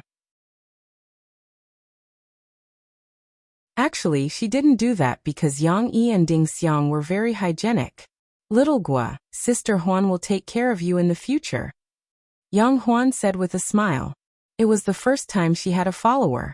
In the past, Yang Huan was disciplined by her father at home and always behaved like a good girl. She didn't dare to cause trouble at school. Now that she came to Yang Yi's place and Yang Yi didn't take care of her, Sister Huan was free to do whatever she wanted. However, Guozi was not proud of it. His face was gloomy. He was suppressed by a girl. It was really humiliating. Ding Xiang filled Guozi's cup with both anger and amusement. She said, "Why do you always provoke her?" Sister Ding Xiang, you're the best. Guozi asked for comfort miserably. On the other side, Shishi, who had seen the crushing scene, asked Yang Huan in confusion, "Auntie, why did you hit Uncle Gua? Mom said that good girls shouldn't fight." Yang Huan rubbed the little girl's head and said with a smile, "Yes, we shouldn't fight, but we must remember that girls should know how to protect themselves. If someone bullies us, we must fight back fiercely." Oh. Shishi nodded confusedly. The commotion here didn't affect Yang Yi and Du Yuanlei. Although Du Yuanlei had noticed the scene, she was also moved. When she saw Guozi get up, she didn't say anything. Yang Yi, on the other hand, was reading her script and flipping through it quickly. It didn't take long for Yang Yi to finish reading. He only skimmed through the plot. After reading it, he only had one thought. The movie that Du Yuanlei wanted to make was a bit like a melodramatic Korean TV series. No, it was even sadder than a Korean TV series. The story was about a girl named Su Shirshir. Her boyfriend, Ah Guang, had an incurable disease. The two of them had a complicated breakup, but Su Shirshir was unwilling to leave Ah Guang. In the end, she accompanied Ah Guang to the end of his life. After Ah Guang's death, Su Shirshir was pursued by Ah Guang's good friend, who was also the male lead. The male lead had always liked Su Shirshir. Now he was willing to replace Ah Guang to take care of Su Shirshir for the rest of his life. However, Su Shirshir's heart was still filled to the brim with Ah Guang, and there was no room for anyone else. Even if the male lead was really good and took care of her in all aspects, He was meticulous in every detail. Most of the movie's plot was in this aspect, and it was a bit like how Wang Xiaojian treated Huang Xiaoxian in Heartbreak 33 Days. However, Du Yuanlei didn't want them to be together. Therefore, Yang Yi couldn't help but ask the question that Guizi had asked before. What's the theme of this story? Du Yuanlei said guiltily, I want to show Su Shishir's persistence in love. Her persistence in a man who has passed away. Yang Yi said, Alright, I won't comment on your concept. Let's talk about the story. If you want to show this concept, why did you create an almost perfect male lead? Actually, by creating a scumbag and an imperfect male lead, you can also show Su Shishir's persistence in leaving Guang. But you created a perfect boyfriend. Isn't this a little too cruel to him? The audience will have a lot of controversy about this. Yang Yi's words made Du Yuanlei fall silent. Of course, we're not criticizing your work now. We're looking for a solution. Yang Yi smiled. My suggestion is that I use the inspiration from your script to write a new script for you. However, it might be different from the movie you've imagined. I'm more willing to call it a micro-movie. But it doesn't matter. You're still shooting your first movie. Why don't you shoot this as a practice? I can invest in it since it's just in time for my promotional plans. Yang Yi enticed. What do you think? Are you willing to listen to my story? Du Yuanlei opened her mouth, but no words came out. Her scriptwriting ability had been hit so hard that she couldn't raise her head. Although she could change the male lead setting according to what Yang Yi said before, it's not that her script can't be filmed. However, it would shake the entire plot, and she would have to rewrite it. She didn't have that much confidence. Tell me your story. Du Yuanlei calmed down and decided to listen to Yang Yi's story before making a final decision.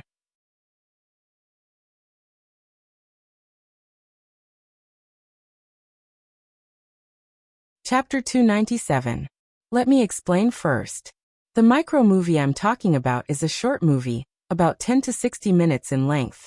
Of course, it has a complete storyline and all the elements of a movie, including time, location. Du Yuanlei subconsciously explained the remaining elements, characters, theme, and storyline. That's right. With this characteristic, it's destined that it can't be broadcasted in cinemas. It needs to be broadcasted on the internet and other platforms.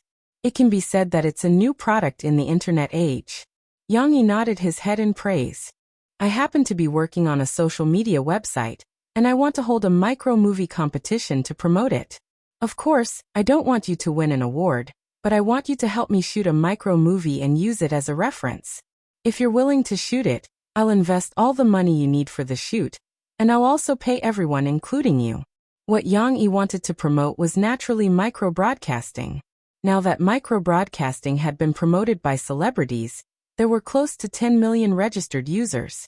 It could be said that it had already bared its fangs in front of all the major social media websites. However, this promotion wasn't enough. If Yang Yi's sudden idea could be realized, he could launch a small video website like Quick Shots. This kind of website didn't need to be as big as YouTube. It only needed to adapt to the logic of micro-broadcasting and support the growth of micro-broadcasting. Of course, Du Yuanlei still wanted to hear Yang Yi's story. Guang is a singer-songwriter who graduated from a piano major. His girlfriend, Su Shishir, was also a piano major. However, when they first entered society, their careers were difficult. Su Shishir lived at home, while Guang lived in a small rented house. Other than a bed, there was a piano and a small sofa, so there was almost no space to turn around. Yang Yi took a sip of water and continued. Su Shishir often came to Guang's house to play. Guang, who was dumb and didn't know how to talk, could only accompany Su Shishir to watch TV and read books. Su Shishir would also accompany Guang to listen to him play the piano and compose. The story of the two instantly attracted Du Yuanlei's attention. Just the setting alone was enough to make Du Yuanlei feel that it was very interesting. There are many interesting things between them. For example, when Guang was a little fat, the two of them were watching Shishi's bedtime stories. Yang Yi scratched his head and smiled awkwardly. Oh right, that book was written by me, and I also did a small promotion. Du Yuanlei had no reaction to this. She looked at Yang Yi closely, waiting to hear the rest of the story. Su Shirshir Su Aguang, Aguang, Aguang, Aguang, Aguang, Aguang, Aguang. Su Shirshir's Guang thought Su Shirshir. It's just a joke. In fact, Su Shirshir was just teasing him. Deep down she still liked Aguang. Although Aguang was fat, he was very talented. Although Aguang wasn't good with words and didn't know how to be romantic, he would take care of Su Shirshir. Of course, all these aspects will be reflected through the details of the story. Now, I'm just going to talk about the general plot, Yang Yi said. Du Yuanlei gently nodded her head. She was already intoxicated by the story. One day, Su Shirshir was lying on the sofa with her legs crossed, listening to Aguang struggling to compose. Suddenly, she stood up and interrupted Aguang's messy playing. Then she pressed a set of melodies on the piano. Although it was just her sudden naughtiness, this set of melodies unexpectedly enlightened Aguang. His inspiration surged, and according to this set of melodies, it didn't take long for him to compose a song. Yang Yi chuckled. This song is very beautiful. I can play it for you later. Continuing with the story, Su Shirshir wanted to move out of her house and asked Aguang to help her move. The two of them were panting in their new house, and Aguang clumsily peeked at Su Shirshir. That night, they sat together and watched a soap opera. Su Shirshir was crying her eyes out, and Aguang didn't know how to comfort her. Su Shirshir saw him like that and asked him, "What are you looking at?" But Aguang just stared at her blankly, thinking that her tear-stained face was very beautiful. Then, it was a kiss that was not suitable for children. But when they parted their lips, they realized that their lips were red as if they had smeared blood on them. Su Shirshir thought that Aguang was angry because of a kiss, so she wiped his nose and giggled. However, the one who had a bleeding nose was Su Shirshir. She was laughing and bleeding at the same time. When Aguang saw this scene, he hurriedly sent Su Shirshir to the hospital for a checkup. Du Yuanlei clenched her fists nervously. Aguang was nervous and flustered, but Su Shirshir was very calm. She even teased Aguang and giggled, telling him that she was fine. However, the test results came out. It was leukemia. Why is it Su Shirshir? Du Yuanlei's eyes turned red as she asked sadly. She didn't know what memories Yang Yi's story had triggered in her, or perhaps, Du Yuanlei had already put herself in Su Shirshir's shoes. Facing Du Yuanlei's doubts, Yang Yi helplessly explained, "It's just a part of the story. Aguang still needs to perform. Moreover, when a female character is sick, it's more infectious." This explanation wasn't convincing enough, but Du Yuanlei still adjusted herself. After all, she was a professional director. "I'm sorry. I lost my composure. Please continue." Yang Yi finished the rest of the story. The rest of the story was that Aguang had finished composing the song while accompanying Su Shirshir to treat her illness. The company that Aguang signed with wanted to push him out, but during this period, Su Shirshir's illness got worse. At the end of the story, Aguang played the song on his phone at the TV station. Su Shirshir was also listening to the song as she slowly approached the end of her life. Du Yuanlei was already sobbing. The commotion attracted the attention of others. Guozi, Ding Xiang, Yang Huan, and Xixi all came over. They thought that something was wrong with Du Yuanlei, and wanted to comfort her. "No, I'm fine. I'm just touched by Mr. Yang's story. It's much better than mine." Du Yuanlei wiped her tears and smiled embarrassedly. "But Mr. Yang, I have a question. Why didn't you write that Su Shirshir didn't want to be a burden to Aguang, and wanted to break up with him?" Du Yuanlei was really obsessed with this melodramatic sadomasochistic love story. Yang Yi helplessly smiled and said, "Not all stories are suitable for such a plot. Our story is about the pure love between Aguang and Su Shirshir. If you want to move people, then don't mix in too many elements. Also, don't mention what will happen to Aguang after Su Shirshir's death." "What's the story that's so touching?" Yang Huan asked curiously. Yang Yi had no choice but to tell them the story again. It was almost evening, and there weren't any customers in the coffee shop. Ding Xiang also stayed to listen to the story. In the end, the girl's eyes were brimming with tears. Fortunately, Xixi was already taken away by Xiao Guai. Guozi was also a sensitive person. He didn't pay attention to the kissing scene. Instead, his eyes turned red and he said, Big brother Yang, why did you write Su Shishir to death? If anyone is to die, I should be the one to die first. Yang Yi rolled his eyes and ignored him. Alright. This story should be accompanied by this song. Yang Yi stood up excitedly and walked to the piano. Let me sing it for you.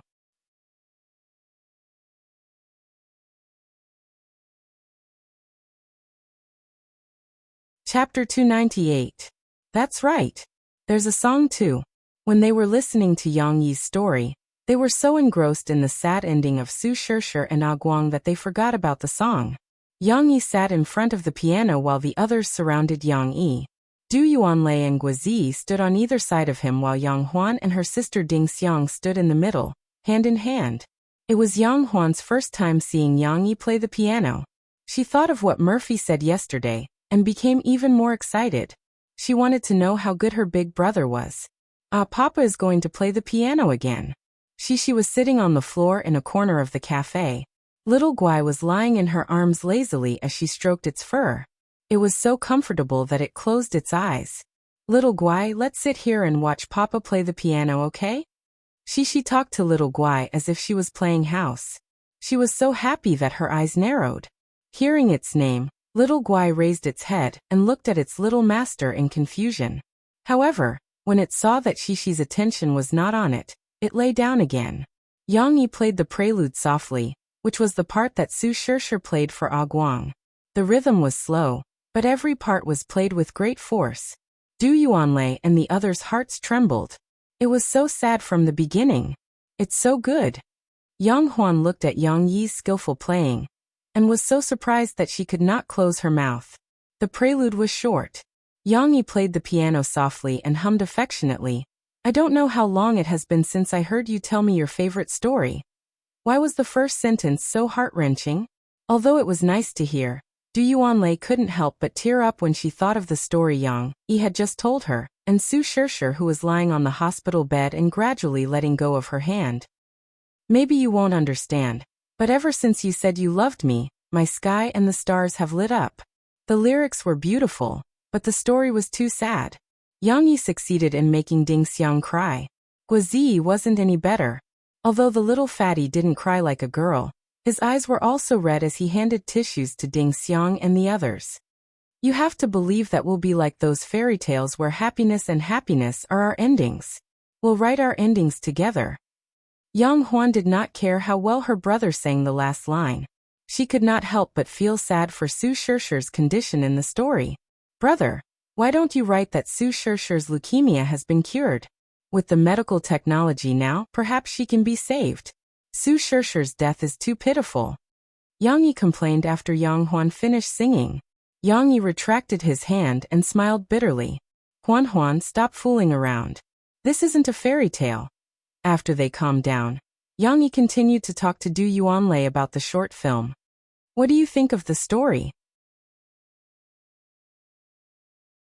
If it's successful, I'll write the script.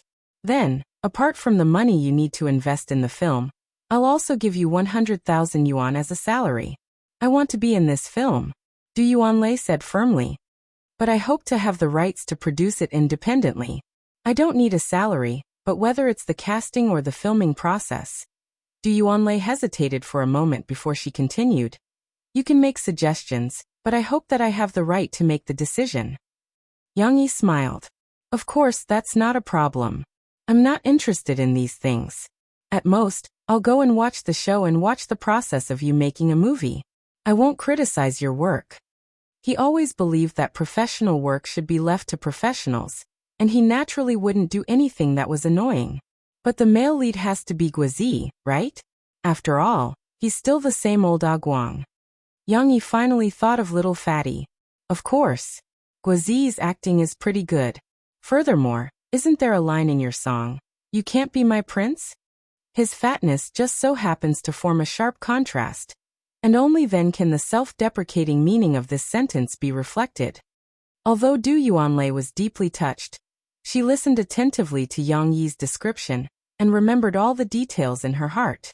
In fact, it wasn't just Guozi. Du Yuanlei also wanted Qin Wen to be her female lead, and used the same cast as before. They had gone through trials and tribulations together.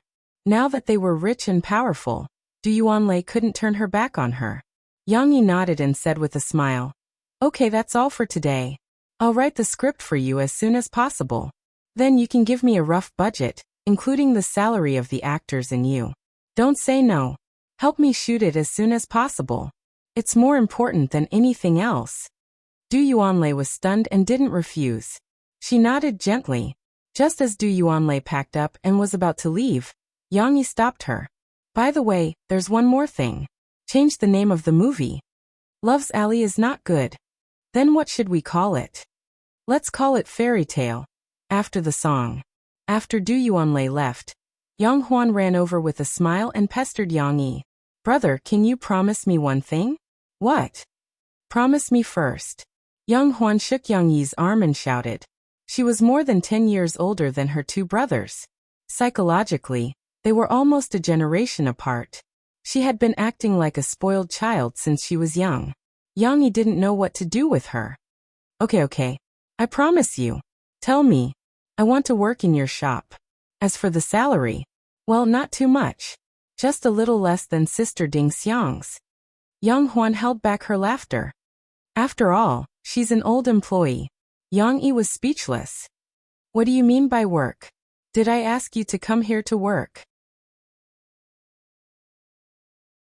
"I asked you to come here because I want you to study hard and get into a good university in the future. You didn't go to university either. Also, didn't you go to university to earn money?" Yang Huan said with grievance. As an elder brother, Yang Yi put on a stern face and scolded her. "I'm me and you're you. Who told you that you went to university to earn money?